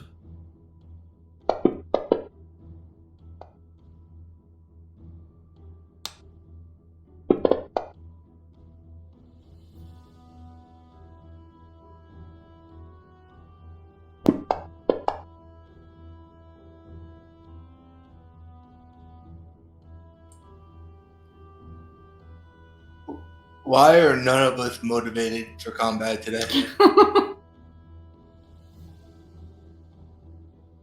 I apparently Not am expecting like always not ready for combat because I've been rolling low on all my initiatives. We were all expecting this.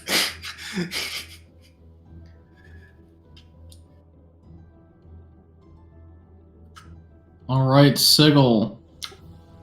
It starts with you as the thorns on the vines grind deeper into your leg.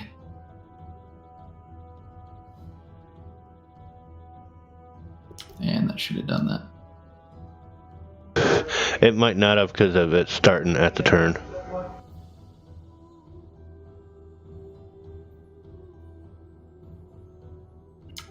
No, it's busted. Go from the bottom of the round and then bring it up to the top of the round. There we go.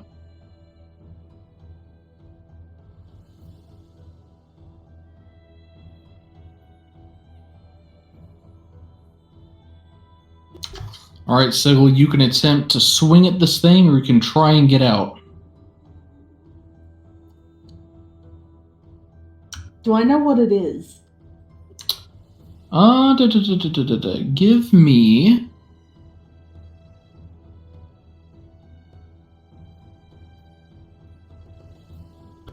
And did it respond to what I said?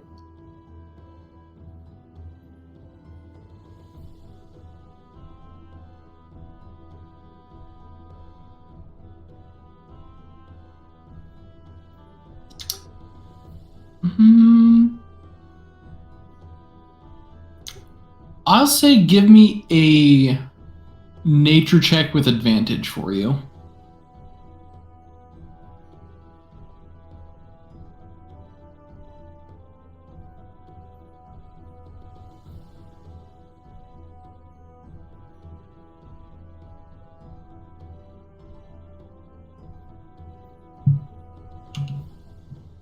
So you know this to be a wood chitin.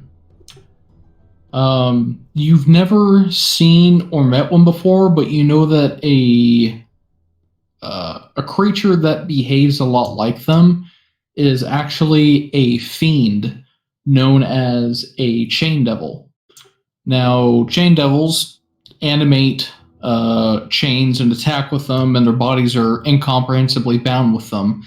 This variety lurks within the forest, and they completely dominate vines and the woodland around them.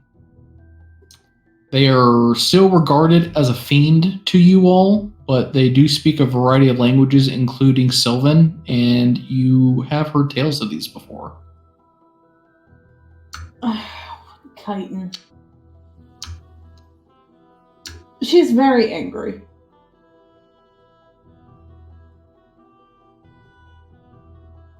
All right, if you want to escape, action strength,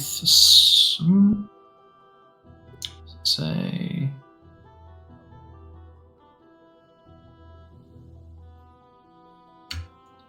strength check. Yeah, strength save. Strong. That's why I had to get angry.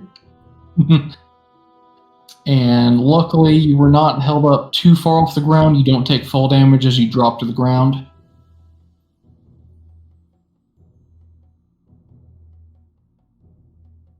But you do have your movement.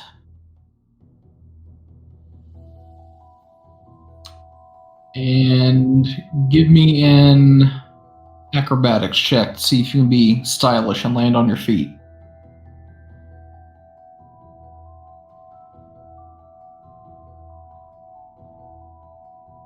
No, you're prone. Well, stand back up, obviously. Okay.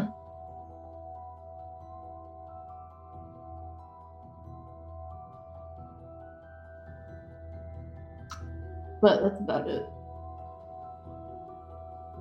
All right, Macaulay, you feel that vine digging into your leg. Oof.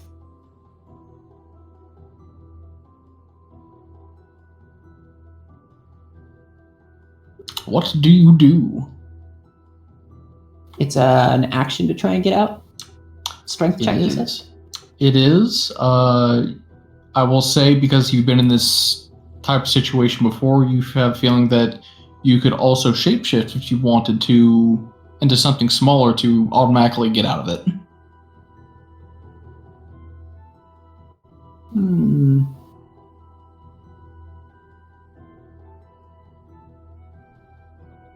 You know, I'm gonna do that actually. All right, what do you poof into?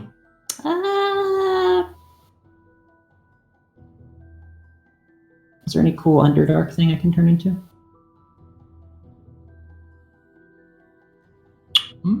Probably a wide variety of insects. Yeah. She turns into a mosquito. You turn into a wingless mosquito because you're not that advanced yet. Okay, maybe not a mosquito.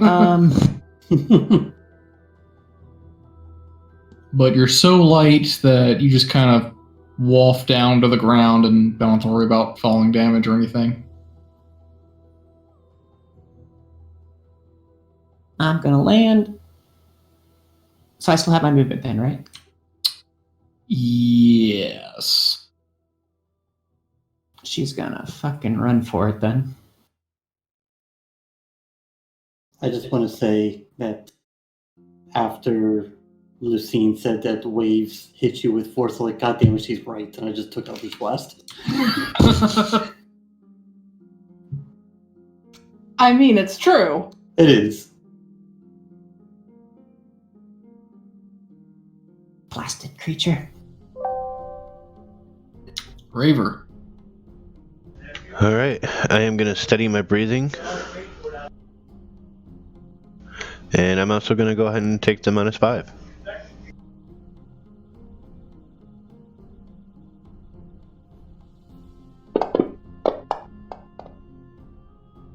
So close to a crit.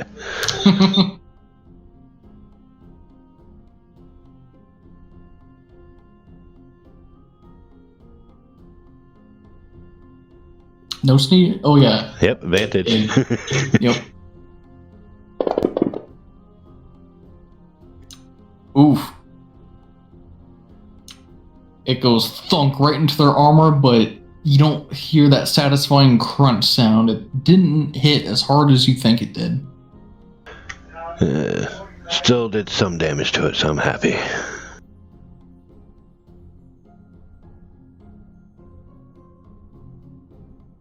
It'll leap down here.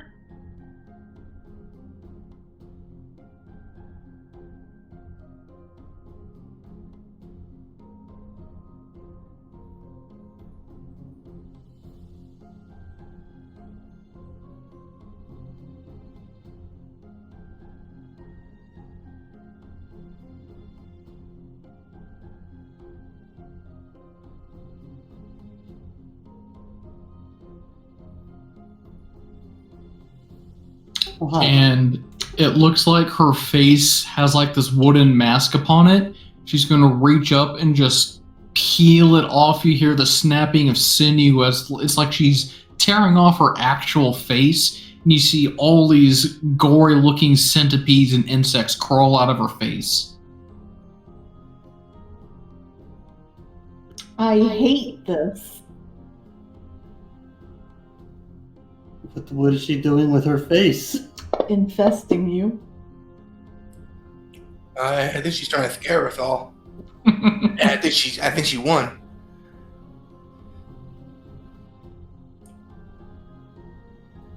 Icalia has seen scarier shit in her day.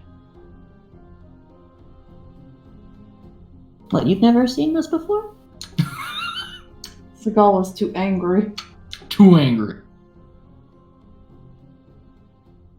I was just saying that, Mikalia, you do have 1d6 necrotic damage on you twice. Oh, it must be left over from last time. Yeah.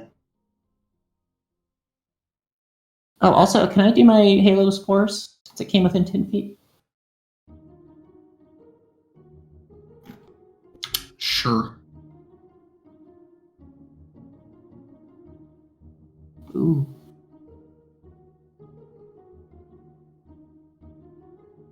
And it's too far.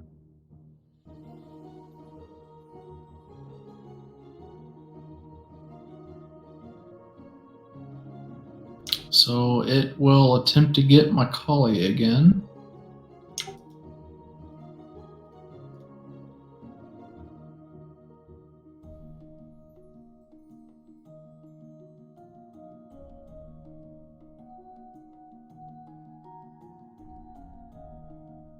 Whatcha! You're grappled and restrained by the vine once again. Oh dear. But that's all she can do there.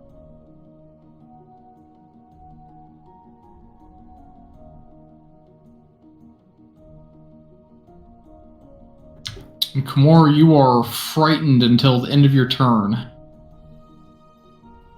I can still attack at disadvantage, though, correct? Yes. Alright, I shared the lightning thing. I had this coded for 2d6 damage, because that's technically what it says at the end of the first chapter, or the first paragraph. But if you want to check that out before I do anything. I thought it was 1d6, but you can add an extra d6 on once per turn. Alright, well, I mean, I don't see why I wouldn't. It's for when you get extra attack. You know, like Yeah. Okay, so it doesn't work for on the initial hit. I need to be able to shoot with that thing twice in order to get the extra d6. Well, no, like if you have extra attack, you can shoot that thing twice, but only one of those attacks gets the extra d6. Oh, okay. So for right now, I have it coded for 2d6, and that should be okay then. Yeah, if it hits, you can roll it. Alright, let me put my disadvantage on. I'm going to shoot this beam out of my chest and jump up in the air and have the beam push me far away back, and I'm going to use that as my moving away.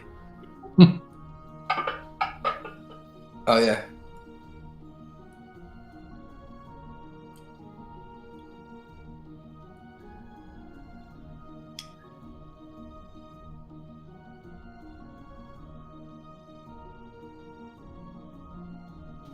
Bzz.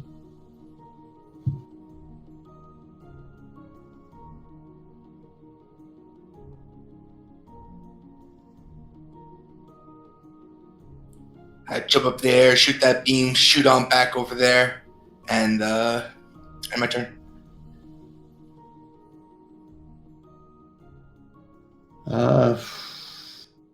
Frightening creature. Reflex. Take defensive maneuvers.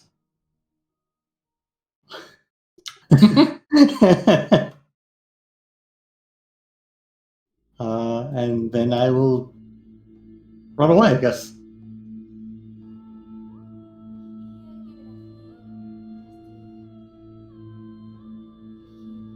To there, unless it's gonna op attack me, She is. which could just stop my movement entirely.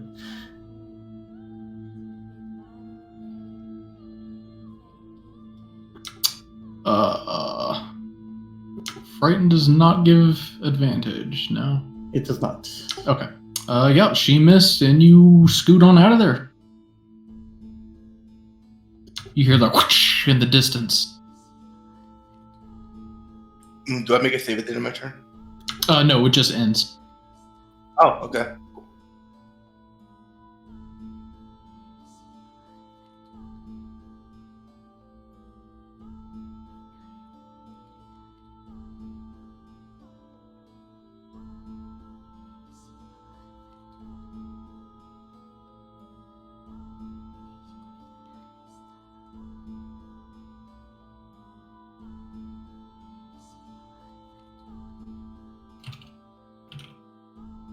Scratch! That should be 12. Neither one hit, though. Womp.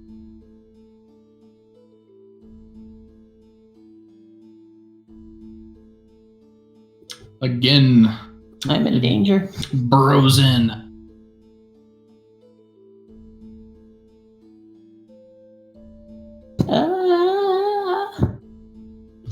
Oh, and you obviously would have poofed out of your bug form. Yeah, probably like when I landed.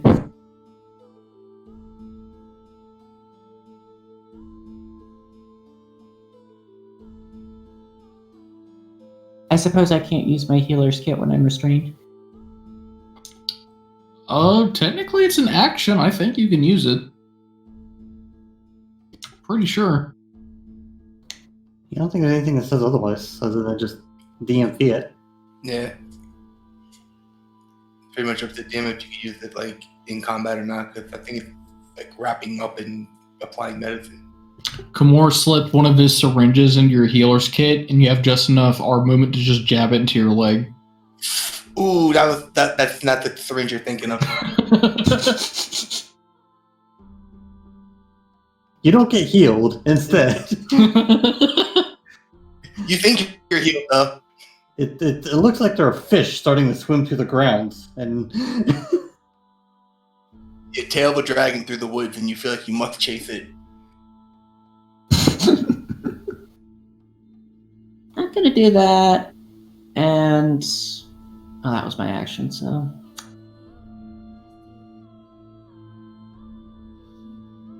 I'm gonna healing word myself as a bonus action. Okay. She's scared. She doesn't look like it, but she is scared. So scared she can't target herself. Clearly. Okay, and just check off one of your uses on your healer kit. Yep. Alright, trying to catch my breath and kind of calm myself from the sight of what I've just seen. I'm going to attempt to steady aim to calm my nerves. But I will not take the sharpshooter this turn.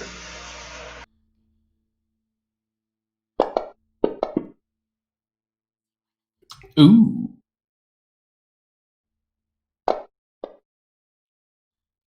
Dink.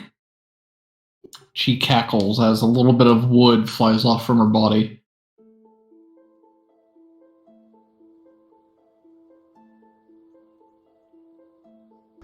And seeing as how I can't move, that's all I can do.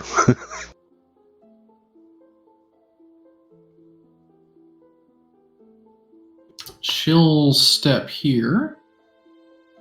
Sigil can take a swing. I will use my reaction as well.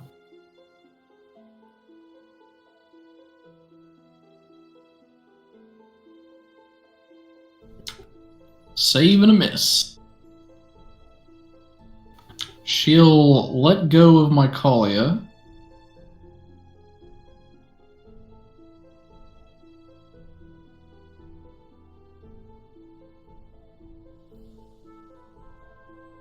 She'll make a crack at Reaver.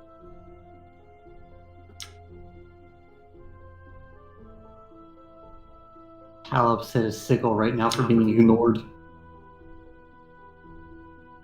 She's pretty mad. But she's more mad at being strung up than ignored.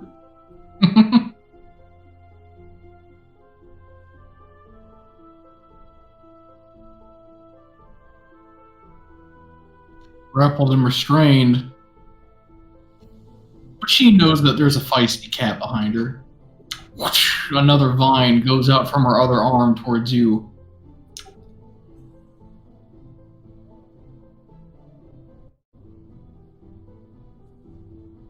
Need to stop.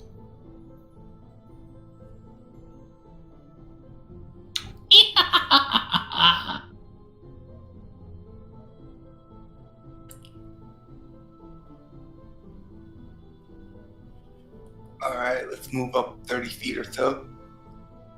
Oh. You know what? I have 35 feet of movement. I'm just going to get right in her face.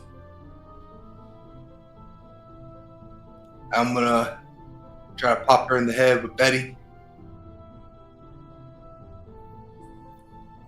Betty, why?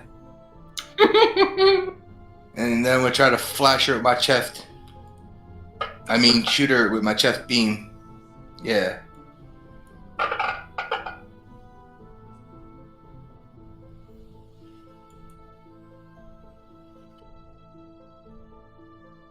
Okay, recollecting myself here.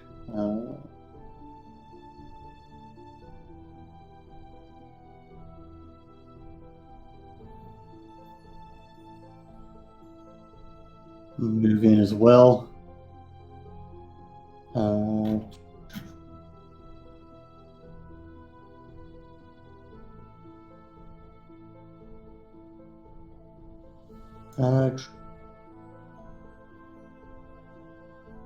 Well, I changed it to something other than scimitar before, so don't have the scimitar out.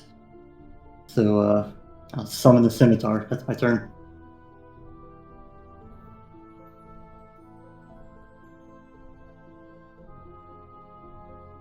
Thorns digging into Sigel's waist now. Cease. She's gonna try to break out. Strength save.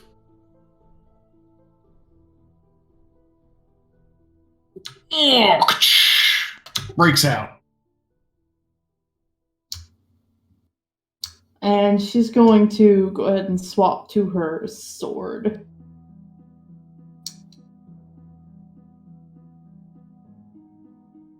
That's the action, though, right?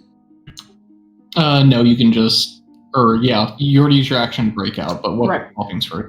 I knew the weapon, the breaking out. I call you free But at what cost?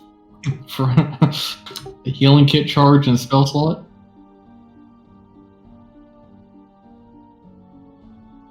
Well, all I can really do is Thorn Whip.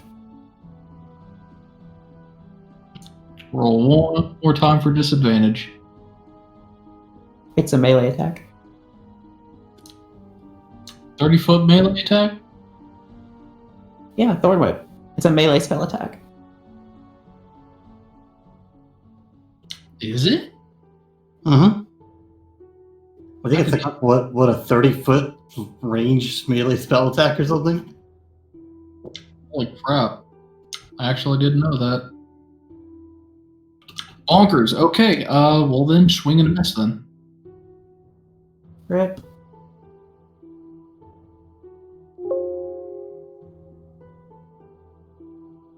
Oh, the edge, the point, it burns. Feeling the piercing of the vines around me, I look towards the tree to the south and then use my Blessing of the Raven Queen as I teleport, getting out of this grapple.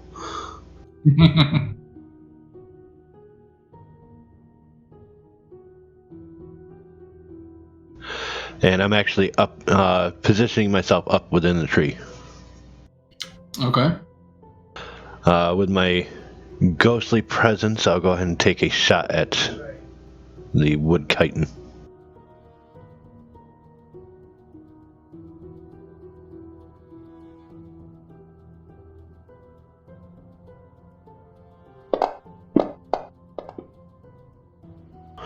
Oh, that should be straight. It looks like Yep, I still have it grappled and restrained on me. Oh, yeah.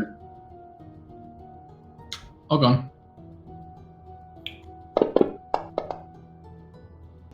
Still a miss.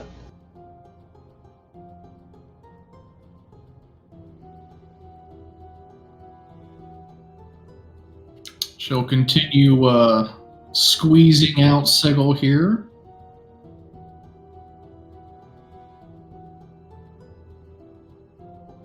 She wriggles enough where she doesn't take damage.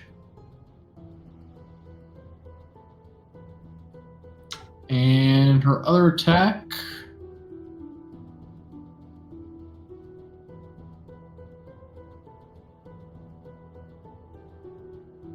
is going to Beam Boy.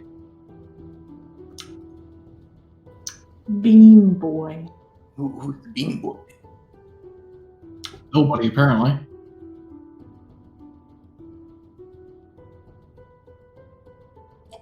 Yeah, I got some freaking beans for you.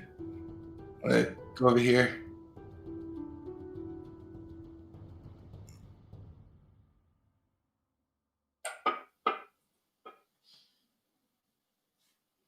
No. Why you do me like that? All my teeth are failing me.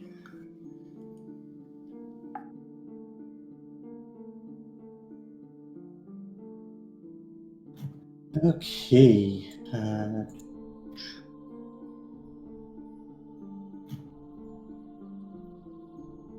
I will draw a dagger and offhand, and I'll go for attack and bonus action attack with the scimitar and then a dagger.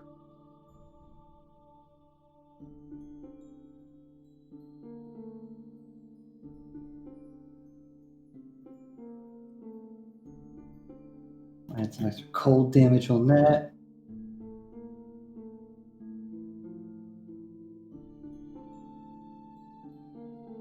You can resist magic. You have noticed that the spells have kind of had a hard time landing, but your cold, especially, the frost doesn't seem to cling to the wood very, very well. And then offhand attack.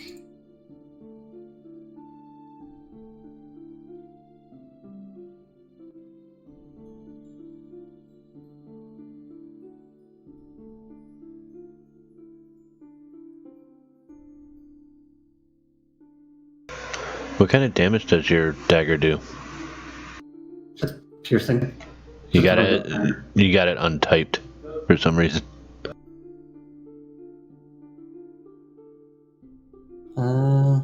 Says piercing.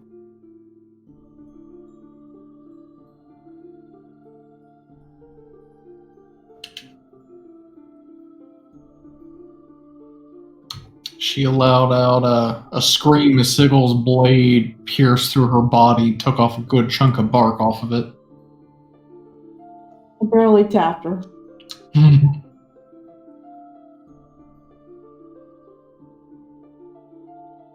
gonna try and whack her with some thorns of my own again. Do I get the +2 because of flanking? Yep. Cool. If she's resistant to piercing, cut the damage I did in half, because my dagger set the piercing, but it said untyped in the actual damage roll. Interesting. Yeah, I checked the actual magnifying glass for the damage. It says piercing. It's just, what the dagger is. Huh. I wonder if it's something to do with the fact that I have it set to offhand. It might be.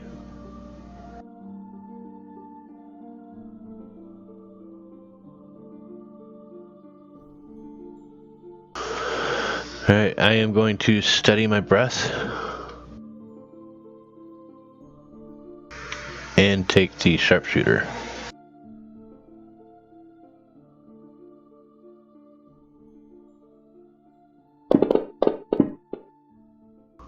Again, so close.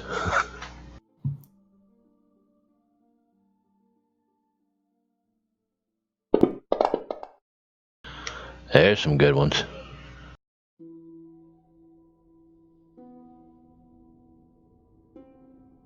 She's growling at that hit and looks up towards your direction.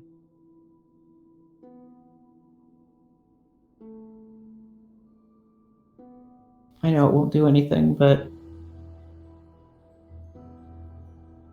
that was close that time. She looks up in the tree that Raver's in, and you can hear the groaning and the creaking of the wood around you as you see the vines animate.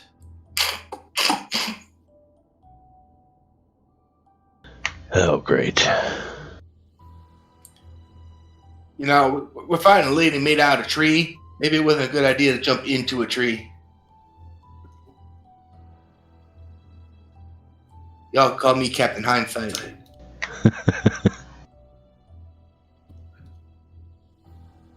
And she's going to have her vines try and teach you a lesson.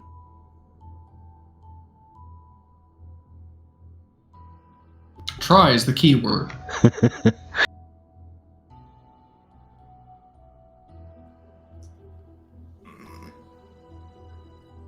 Let's see if we can't put this tree lady down. Betty, you didn't disappoint me.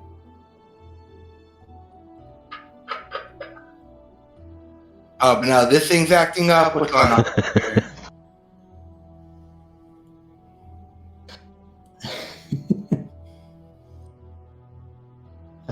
Yeah, we'll go for...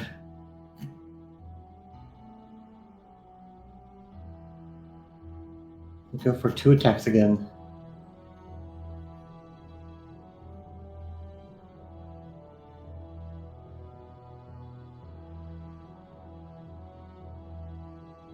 I don't care if it's resisting it or not.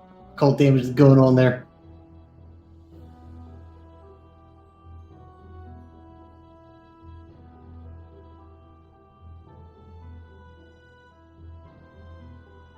And dagger stab. Okay. I have set to main hand, but I just took off the damage modifier. Let's see if it does piercing this time. Yeah, okay. So just the offhand thing. Interesting to know. Sigil.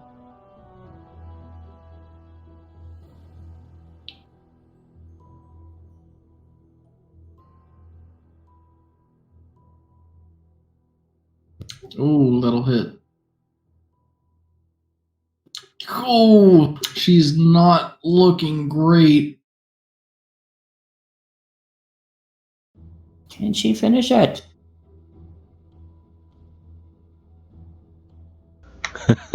Can I use inspiration on that? You have to say it before you roll. Oh my god. It gives you advantage, not luck.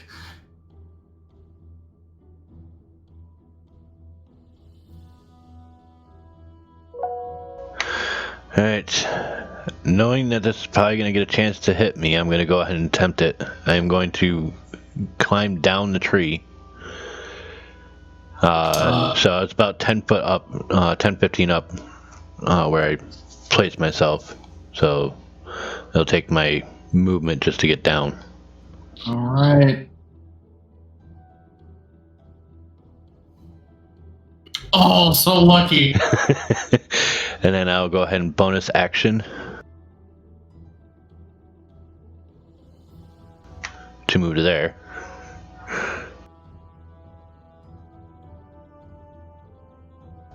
And take a shot at this damn freaking chitin thing.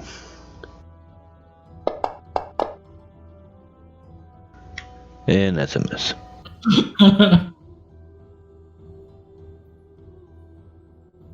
Oh, man. She's not looking good. She has a feeling she ain't going to get down.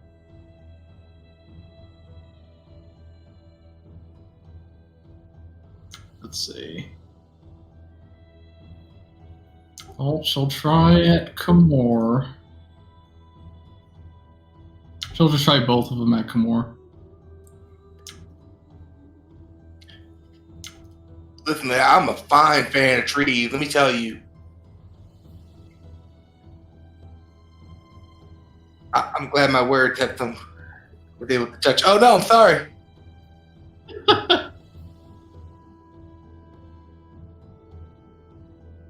She growls as she just tries to squeeze the life out of you.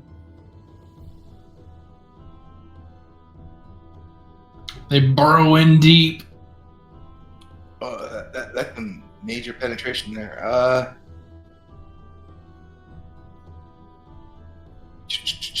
Am I grappled and restrained? Or just grappled? Both.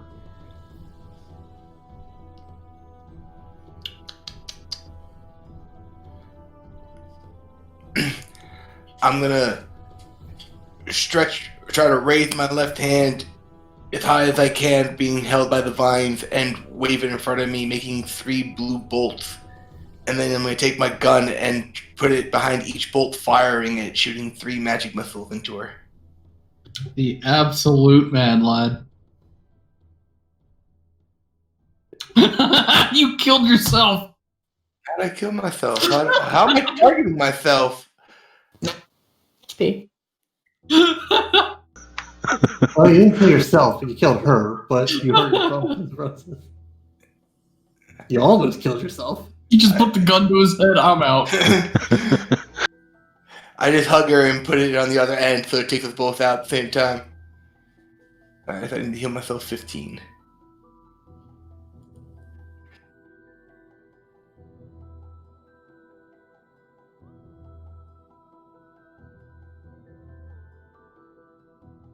No, nope, never mind. That answered my question right there.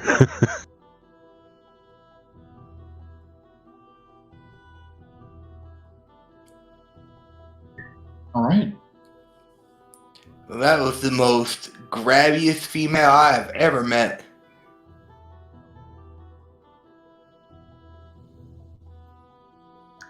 Little more than fiend. Typically, it's the men who's grabby.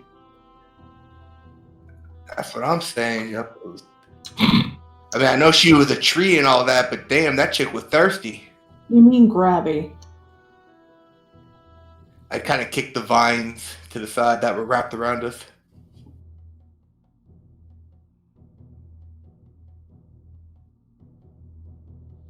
She's gonna finish looting the goddamn Drow.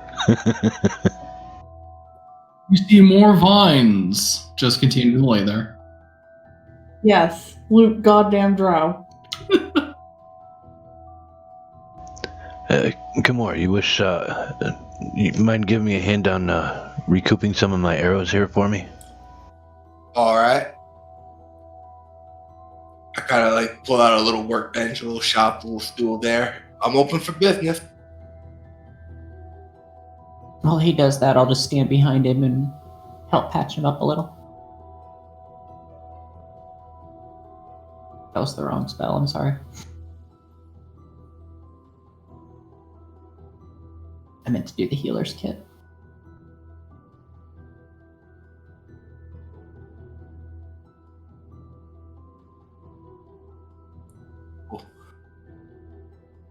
There we go. Oh, well, thank you.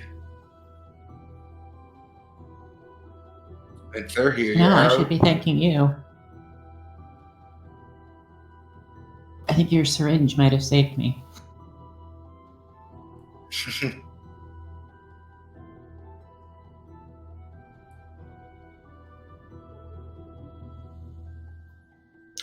All right, so you pick it up, and you get your 2 potions of healing. And the armor you managed to get off this corpse is chainmail, from what you can tell, but it has a very refined, elegant craft to it that you want to say the closest thing that looks to it is either gold or maybe a brass-ish. It fancy chain shirt.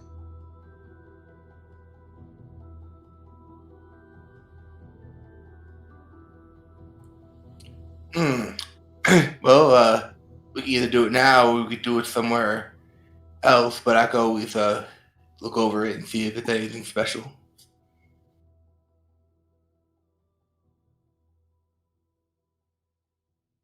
I wouldn't mind moving somewhere a bit less corrupted. Maybe better ahead? Not sure. It's true, we are heading into the unknown. But, that's what we do, right? Head into the unknown. I suppose it is.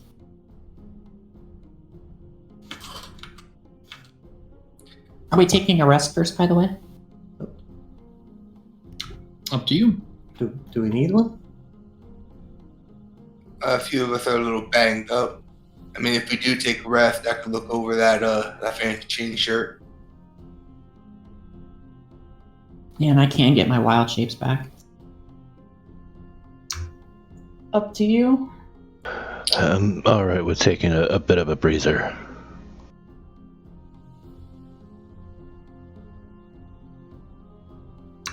I'll just sit down.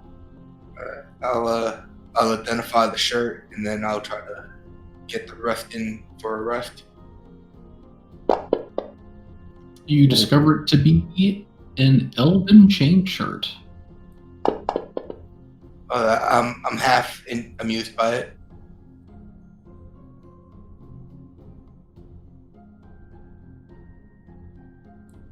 Well, this right here, it is definitely magical.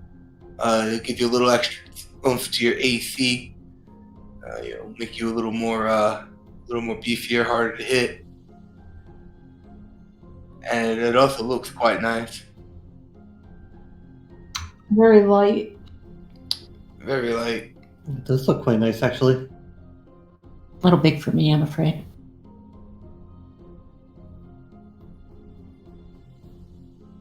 It looks a little. Oh, it looks a little heavy, but It very light. Hold it. Kamor, you know that the thing with elven crafted armor is that even if someone's not used to wearing the type of armor that it is, they have no issue wearing it. It's that comfortable. And not to mention, those elves, they know a thing or two. It's kind of like a one-size-fit-all kind of thing. Like, it'll just automatically kind of just snug right to you just perfectly. It definitely could be beneficial. I mean, I know a couple of us that could probably use it, including myself as well.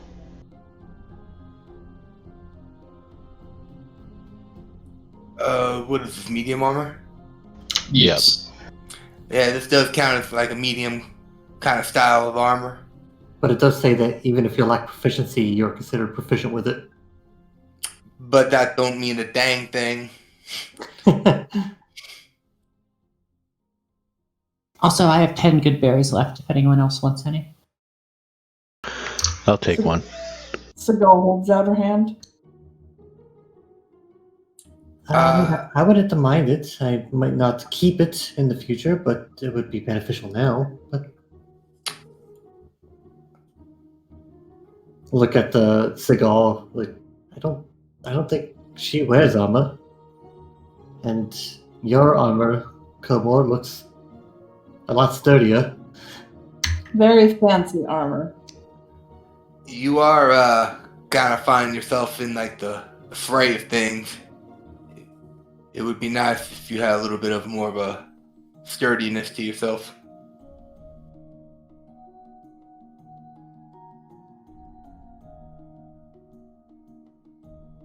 If I may ask, how many good berries did you all take? I just took one. I'll take one as well. Gull held her hand out for however many you plop in it. She'll give her 2.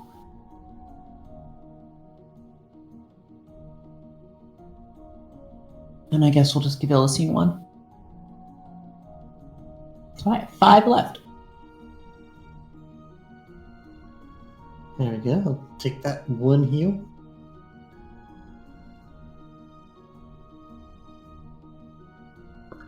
And Sigil, while you're searching body, you also found a note, but it's in a language you don't understand. She holds it out to Macaulay. Do I understand it? You do not. I hand it to somebody else then. I cannot read this. Let's Really? take a look here. Illicene cannot read it. Nope. Well, I highly doubt I'll be able to, but I'll look over it myself. You can read it. I mean, of course I can read it. I'm amazing. What language is it? It is Oh, this is Elvish. Elvish.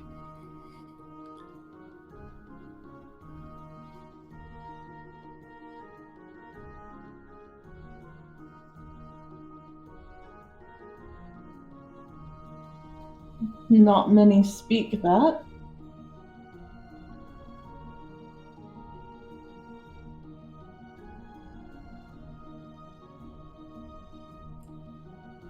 Well, I think they're writing about us. Apparently, they stayed behind to ambush the humanoids. They should make it past the zombies they buried, which I'm assuming that's what those guys came out of the ground last time were. Now, the Frost Giant King, which I'm assuming was the guy in the box that we kind of made all mad. See here, if we take the main road or fall within 2 days, we'll travel back to you and await them at our fuck is that? Rendezvous? Rendezvous. Oh, you good? You guys don't read it? I have to read this shit. Cool. But yeah, it's here in Elven, which I wouldn't be too surprised that Drow knew how to write that. I mean, I'm pretty sure they're a type of elf themselves.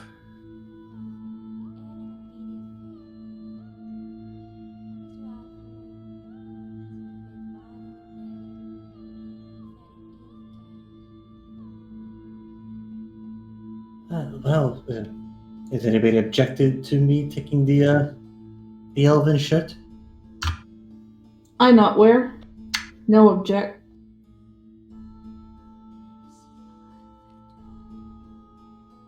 Go for it.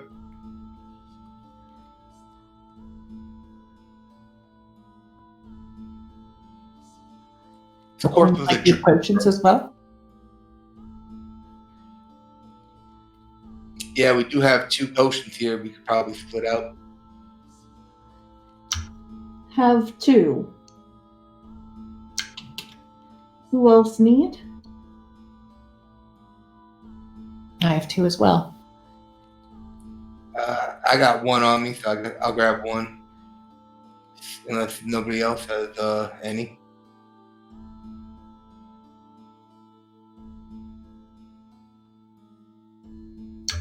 I take. This corpse is a Drow corpse, correct, Crow? Yes.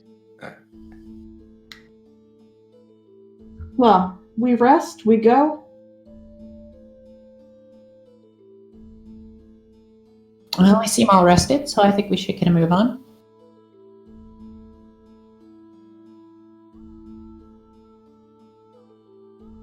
I'm sure they have more ambushes waiting for us.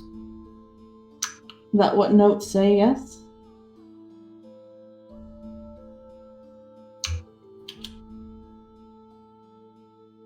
Are we feeling tired at all yet? I know Not it's yet. hard to tell time. Yeah, not yet. Yeah. Off we move. Wow, we covered some good distance there. Are we back on the main road, or are we still walking through the woods? You have emerged onto the main road.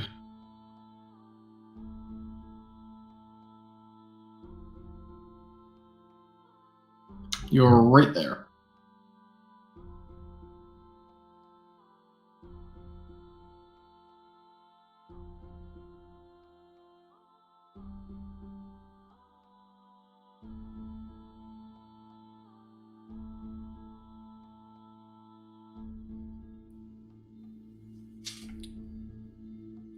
Alright.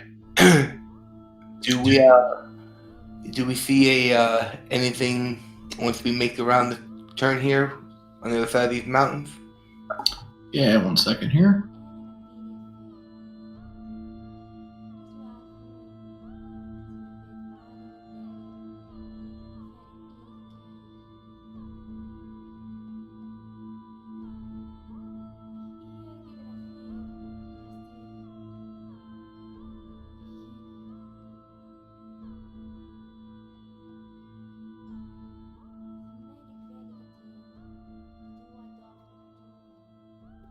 The overgrown road continues north, surrounded by trees, as always. The air blows colder and thinner than the last of the few days, whistling through the branches more forcefully. The mountains must be near.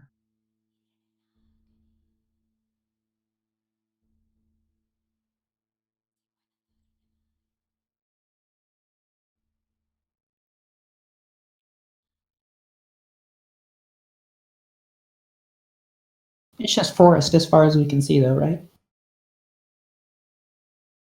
Yes, are you not looking at the map? I can see. Yeah, my collie is not showing up, though. No, I can see the map. Weird. Okay.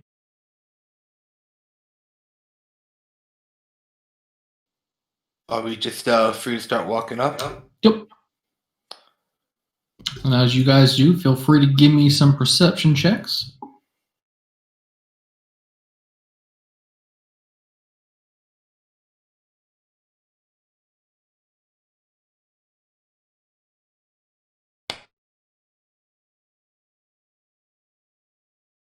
It's a pretty lovely stroll through the woods. If only we weren't chasing after a bunch of people who got kidnapped.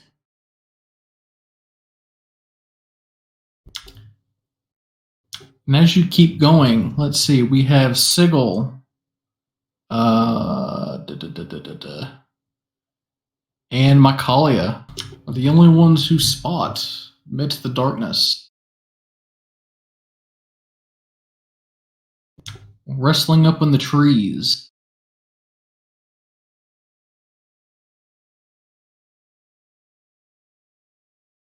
Well, the one that you can see anyways.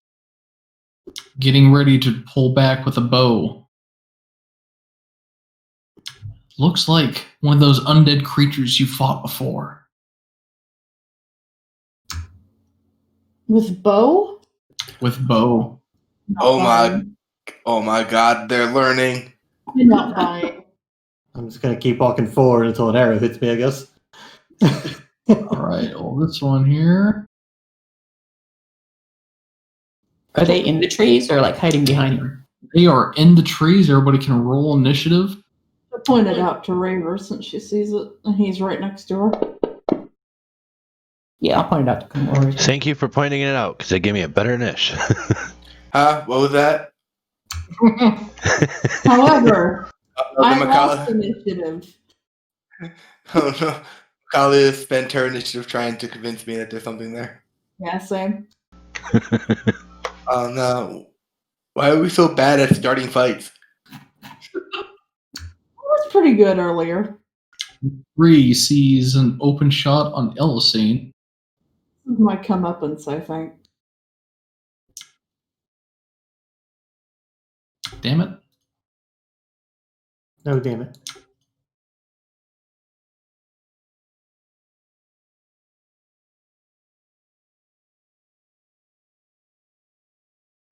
Glorious miss. The arrow tinks off the new armor. I'm like, what? What?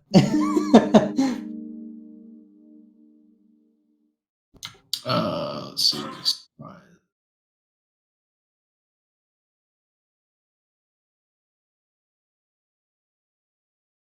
2.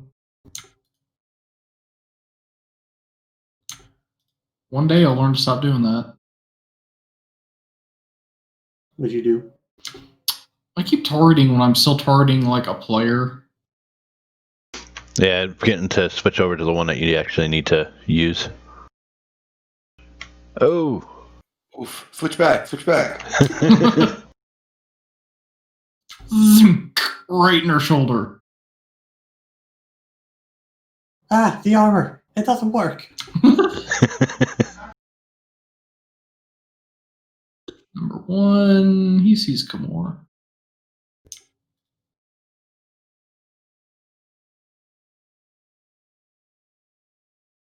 And he still sucks. Sigil, you're able to spot these guys in time.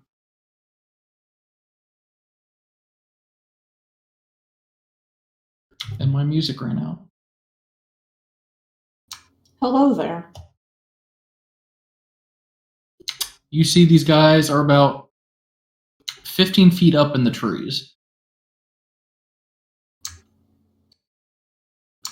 Time to chuck a javelin. Oh no!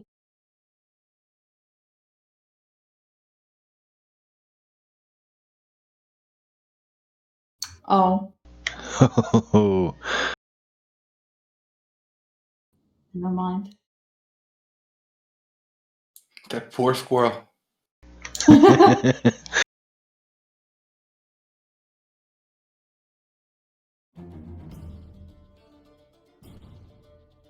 Number 4.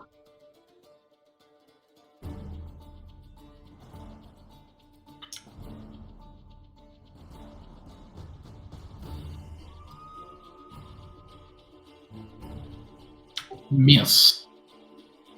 I call you.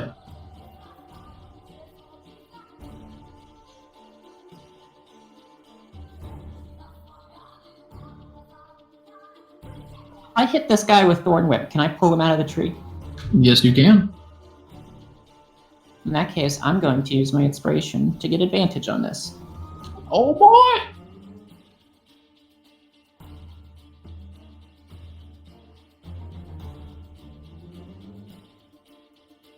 Oh.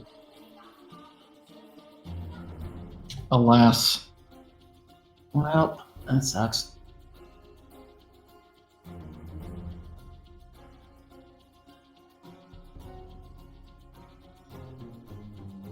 He continues the shooting.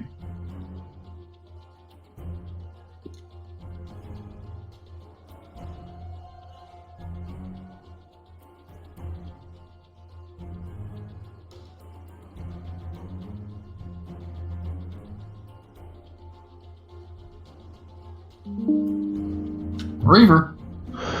All right, I will go ahead and use my inspiration as well instead of steady aiming.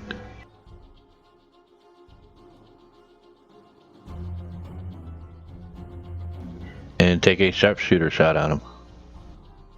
Let's see it.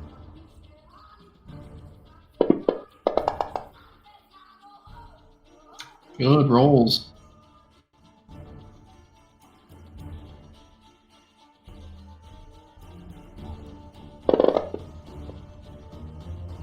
Ooh. I'm gonna make him roll deck save for that shit.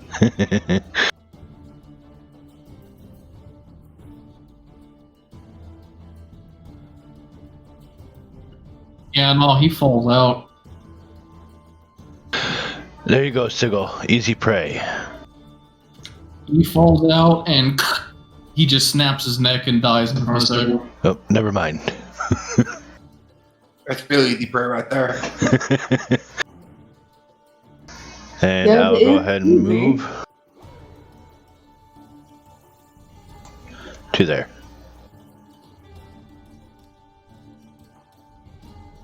Ah, there's another one.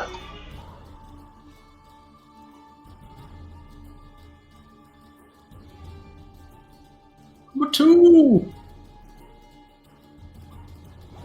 Aw. Ellison, you've been made a pin cushion in the middle of the road. Yeah.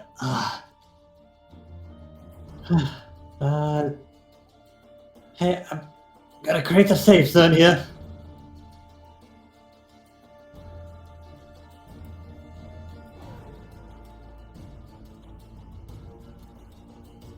Let's see.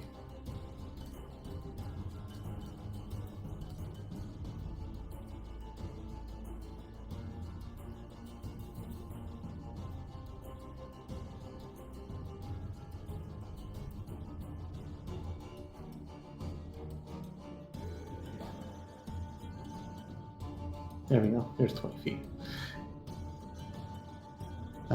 I will cast the spell, and fog will roll in over the area. Yo. And then I will change position so that they don't know where I'm at.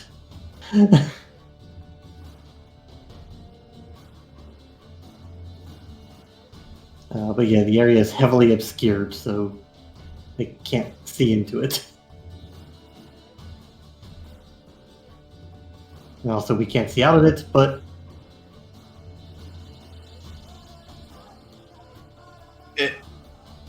Am I able to navigate myself toward the ghoul I was looking at in the tree?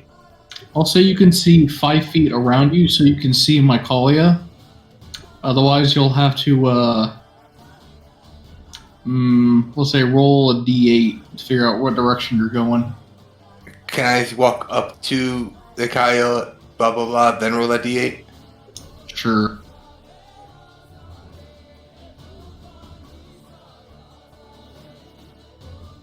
I could have damage die. Okay, you just keep going in the same direction you've been going, north, west.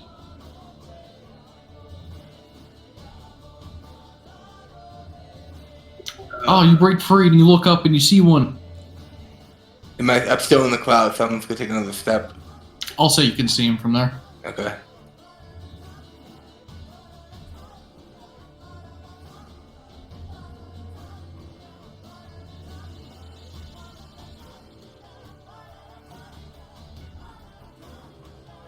Yeah, back to the drawing board. I'm gonna have to break both of these things down and rework on them.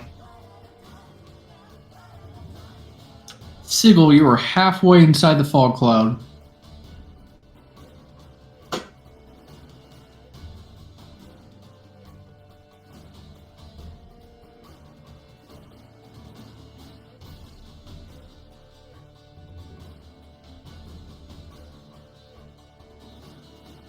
I'm just gonna whoosh in and out of it. Whoosh, whoosh, whoosh.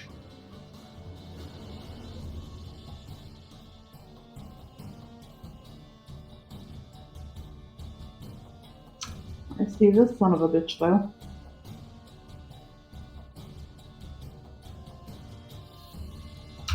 I will inspiredly throw a javelin at it. Very good. I probably hit advantage. Oh, well, let's fish for that crit. Okay.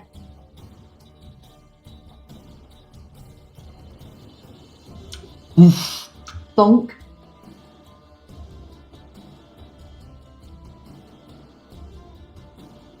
Alright, you can see Kimura poking out of there.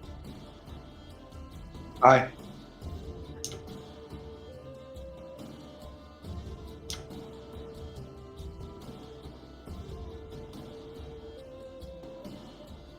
Oh, and he misses.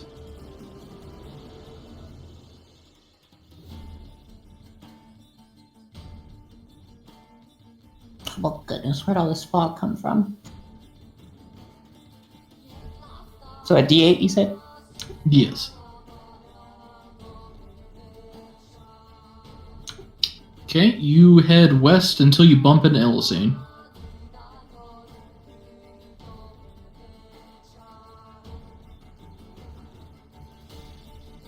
Oh, Illicine. Do you need healing? Yeah, just get these arrows out.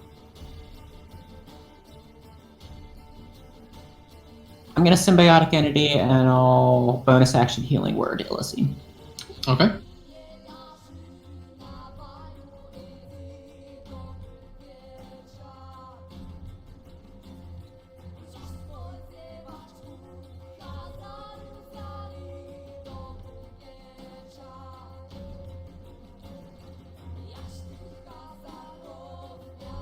Whoop. I feel a little better.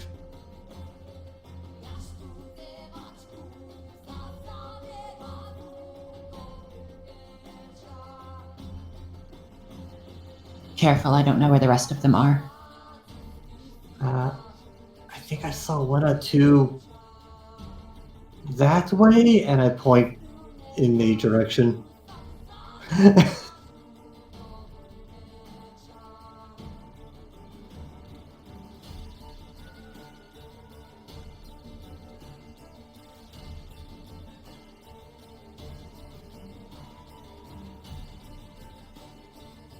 I'm gonna fix this because it's bugging me. Replay your gnomish cunning, Macaulay. There, it should never come off now. Okay. Number 3 sees a sigil. How far away is she? 35 feet. Oof, he has disadvantage.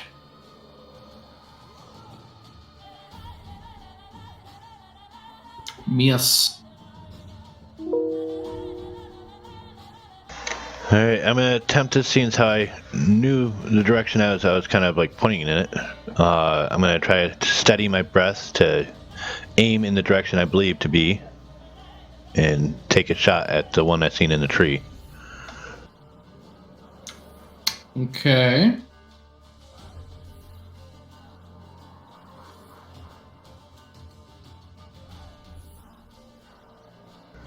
So hopefully this will make it a straight shot. Yeah. I don't think you need attack though. No, because I had the disadvantage. Alright. You hear that's its hit. And I have to stay put.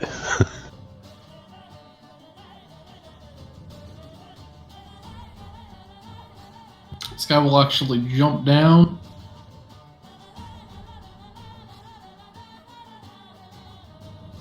Take the 3 falling damage and try and claw her.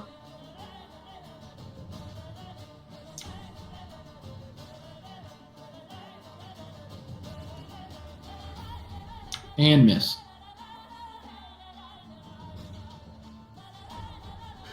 Alright, I'm gonna try to go back up the way it came from. You roll the d8. Yeah. All right, you head northwest.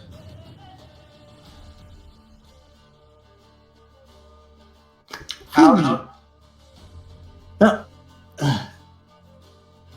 Is he still up in the tree? Yes, he is. Okay. I'll just make some hand gestures and point my ring up that way and send out a watery eldritch blast.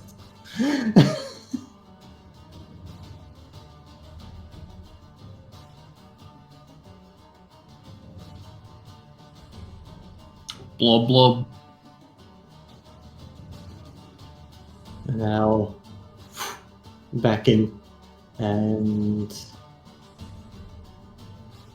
we'll wrap around behind Co.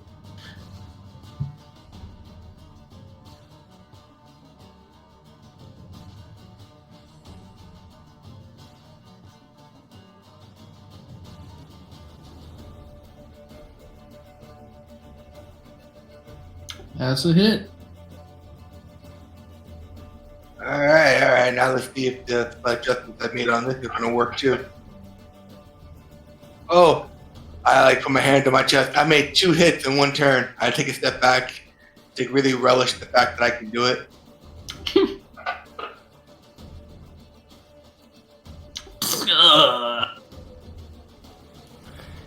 Yeah, this ain't about you. It's about me. I made 2 hits in a turn. Oof. And I'll, Sounded like they connected very well. Yeah, you should have seen it. I'm gonna start making my way up north here, towards Seagal.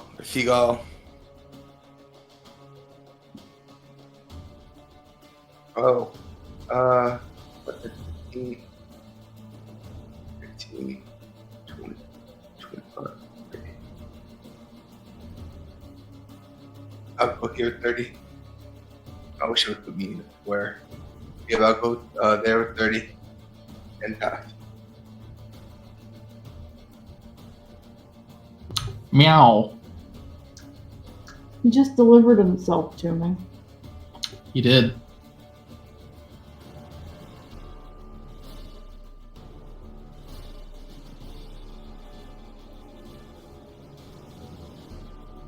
Ooh, hit.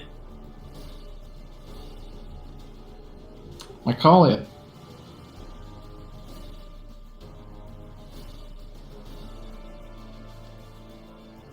Let's see. Can I at least hear the direction that Illicine and Komori were? Give me a perception check.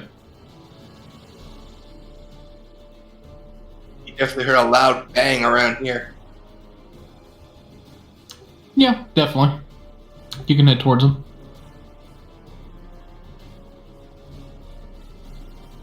Hi again. Is that one dead? I think I heard a thud. Sounds good to me.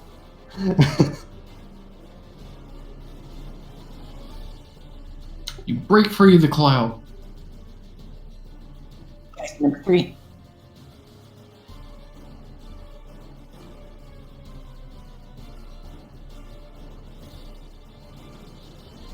I'm gonna go for it.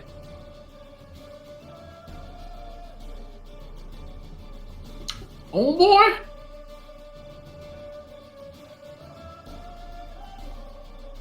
And you yank him out?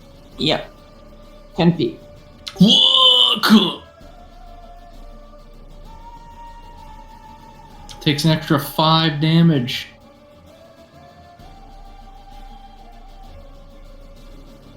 And then she's Alright. gonna My last bit of movement, I'm going to scoot back here a bit.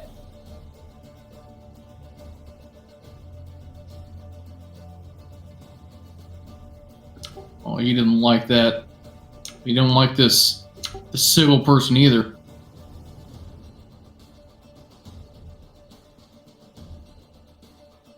Well, here I hear a good old game of leapfrog. Back scratch attack. Uh-oh.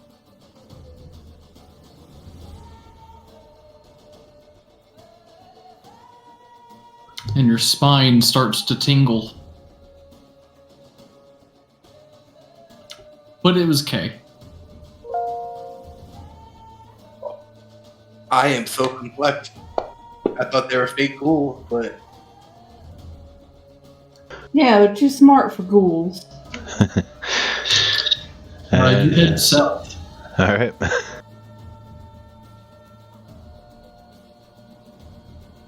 You're out. All right. As I come out, getting my bearings, not seeing any of the ghoulish drow, I'll go ahead and that was what 5, 10, 15, 20. Start circling around this cloud. So there's my movement, and then I'm going to dash from there with my bonus action.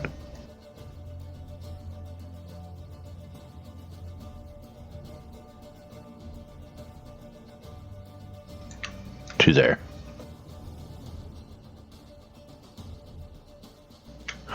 Alright, now that I have sight of them, I'll take a quick shot at Drow Ghoul 3. You want a perfectly good sigil sandwich, would you? Yes. Oh no! Oh crap, forgot to put the sneak attack on, but that's alright. You just rolled the dice. Yep.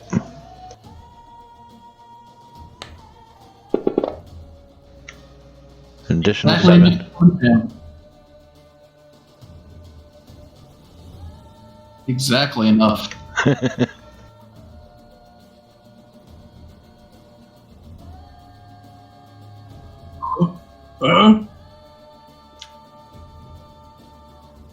Did it again.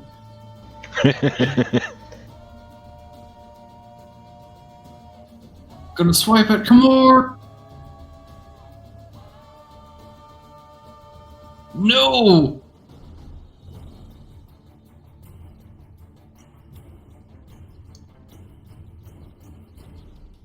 South. Roll me perception check.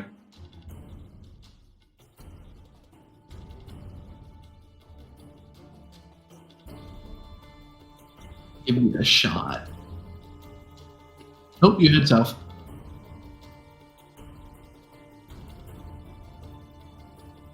And you walk into a tree.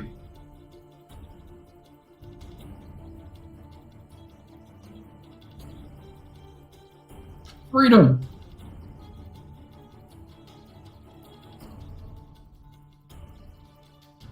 Ah, yes, the muted Illicine, a rare sight. 30 is there. Okay. Tree. Rub my cheek real quick. And alright, let's take the dash action. Go to there. Good, I can see Ko. On the right track somewhere here, I think.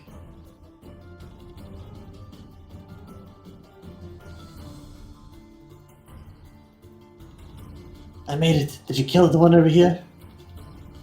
right around the tree, and I'll point in the direction of the drow to pull trigger.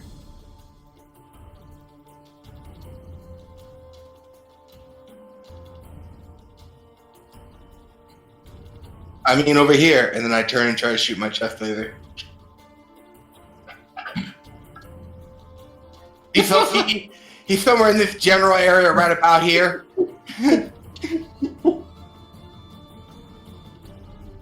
Sigil, can you do it?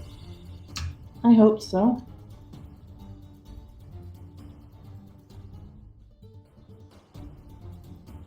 No. Not worth being reckless, man. I keep forgetting that reckless is a thing. I call you.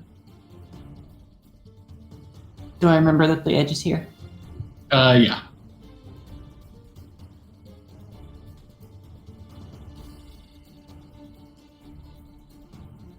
Step out one more. Yeah, there. Okay.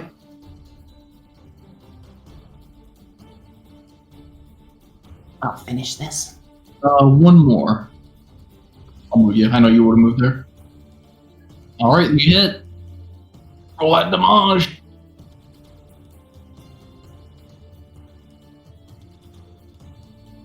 Chill touch to death. He suddenly gets a bunch of fungal growth around his neck, and he just chokes and falls over. Oh.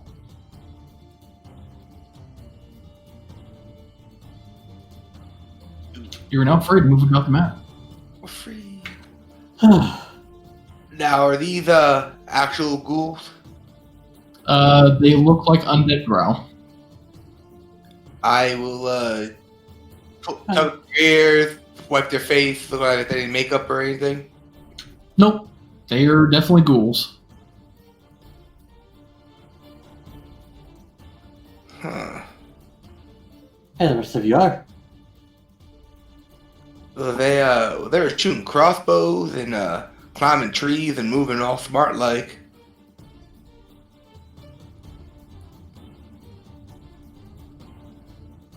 Do they have anything on them that might be an indication of anything? Nothing aside from their hand crossbows that they have on them. Are we able to collect any of those? Ooh, can I take a hand crossbow? You can, and actually I lied. There is something that you see. Da, da, da, da, da, da.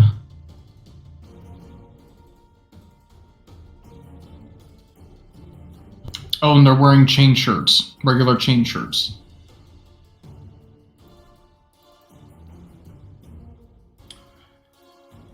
You find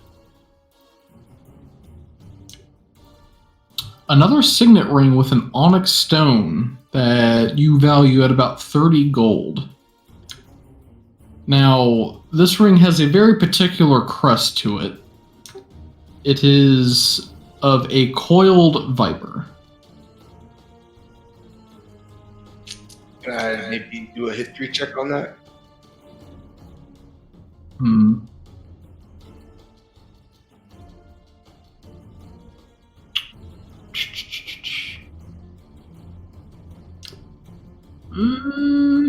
Everybody can make one if they wish. It'd be a disadvantage, but my colleague can have advantage. Ooh. History? Yes.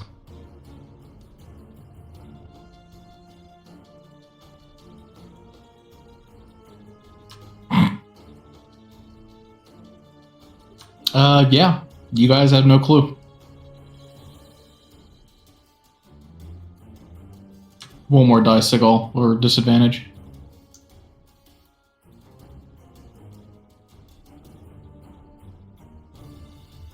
Yeah, you've never heard of them.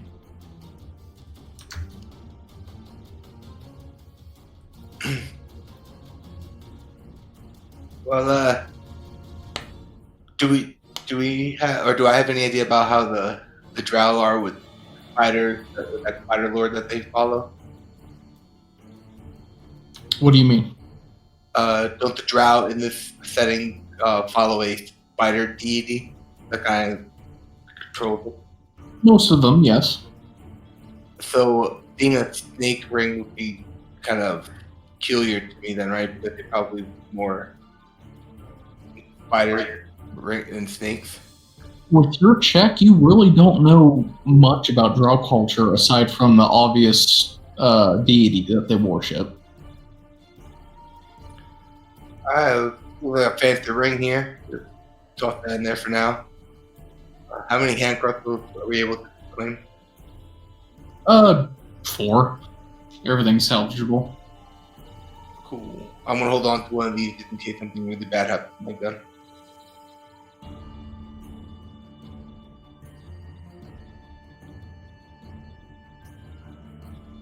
Strange it was only these 4, though.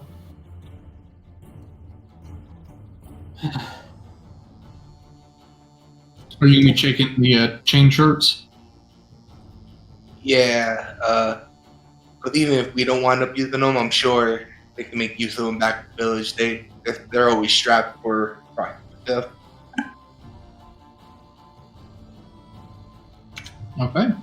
And after the bodies have been loaded, I'll go ahead and have see about Kimura helping me out with my arrows again.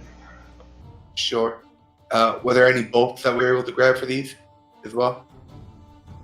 Oh yeah, bolts. I'll help you fix your bolt there, Reaver.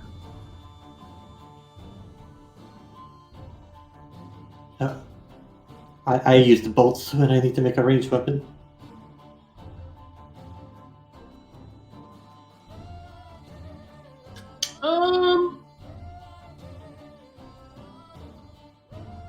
Say you find 40 of them.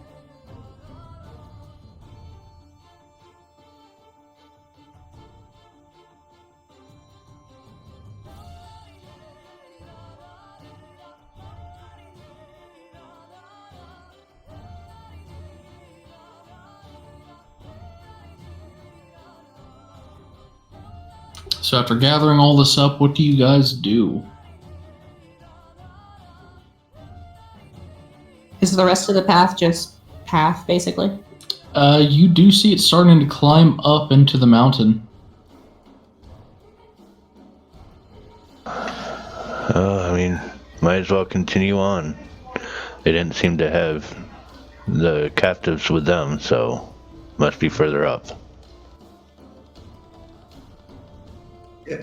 Now we just know to be a little more warier. Gotta check the trees for the undead as well. Aye. Sure how much more wary we can be. Make sure I just have my scimitar summoned. Just have it out.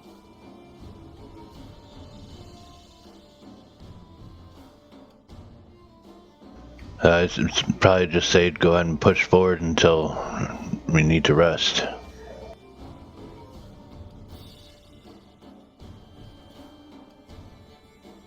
Or you actually walking on the map or theater of mind walking?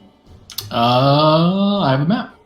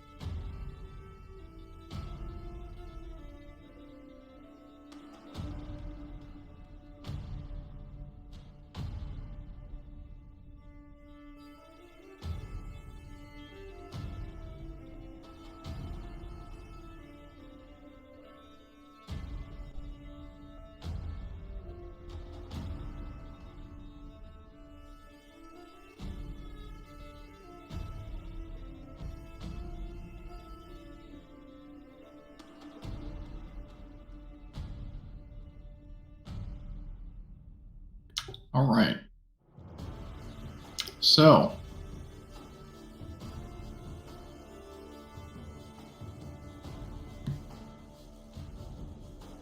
even with limited vision, you can tell the tree line here comes to an abrupt end. The road continues between several wooden stumps and the remains of felled trees. The dirt road quickly becomes a worn stone path leading over frozen ground to the northwest. I need everyone here to make a perception check for me.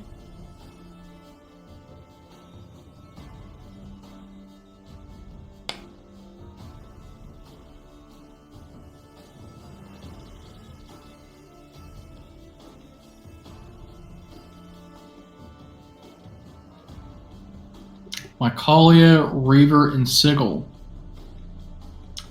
The first things you guys notice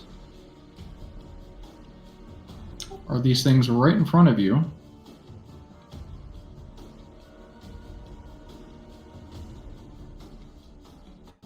If I can find them.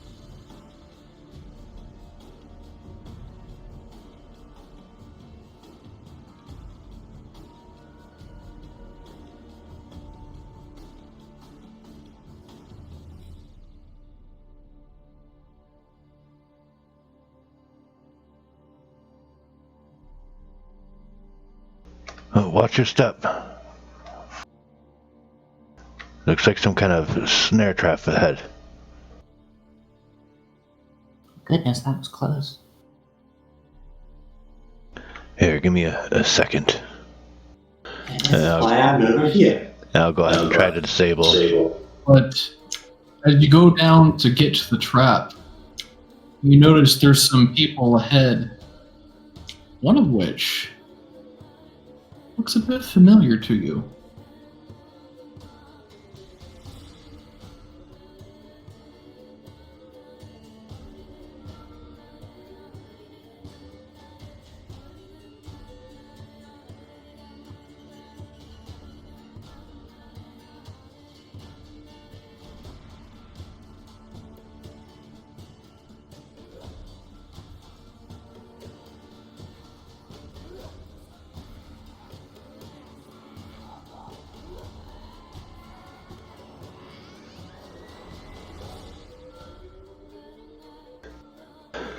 We have company.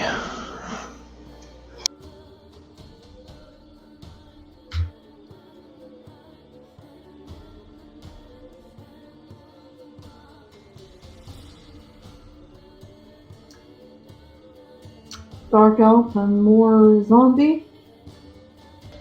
And some stone-looking creatures. The elf in question, the same one you saw diving into that spider hole back at the church. I don't know that the girl saw that. The buffed guy? He is. Scrolling on his icon. Yeah, I think he dived in before Seagal could see in the room. Yep. Oh yeah, that's not a shirt. That's his body. I thought he was just wearing a six-pack shirt.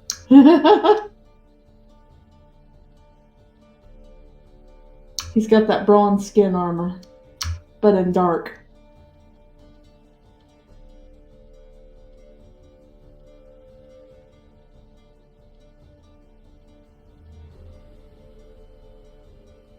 So I'm just gonna push my initiative button because I don't need to assume. Oh, we're talking. All right, I'm down. He calls that out as we wrap up for the night. Aww. No, Wow, what did he wow. say? He said sorry, but you need to disappear.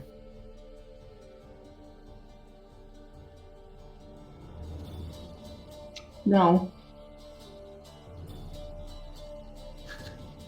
I like that. No. Classic marriage. Alright, save your shit. Good sesh. Yeah. I was useless for most of it. Don't worry, I'm gonna be useless for this one. You and Kamor. But I miss, can- miss. But I can still shift. There you go. It just won't do much for me.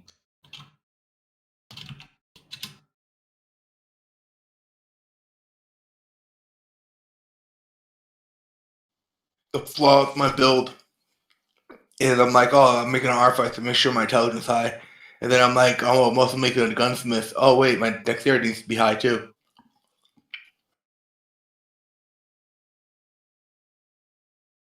Everything's got to be high. Blaze it. That's why Battlesmith is the way to go. You just use your intelligence for your hits. That's true. Maybe my next artifact would be a battlesmith. So far, my favorite one is the artiller, the one that I had in that when we were in that school. Oh, Artillerist is great. So, about the armor thing, I don't think the hell do you call it? The armor specific weapon, either the gauntlets or the beam thing, since it doesn't have the light property, I don't think it can even be used as an offhand attack.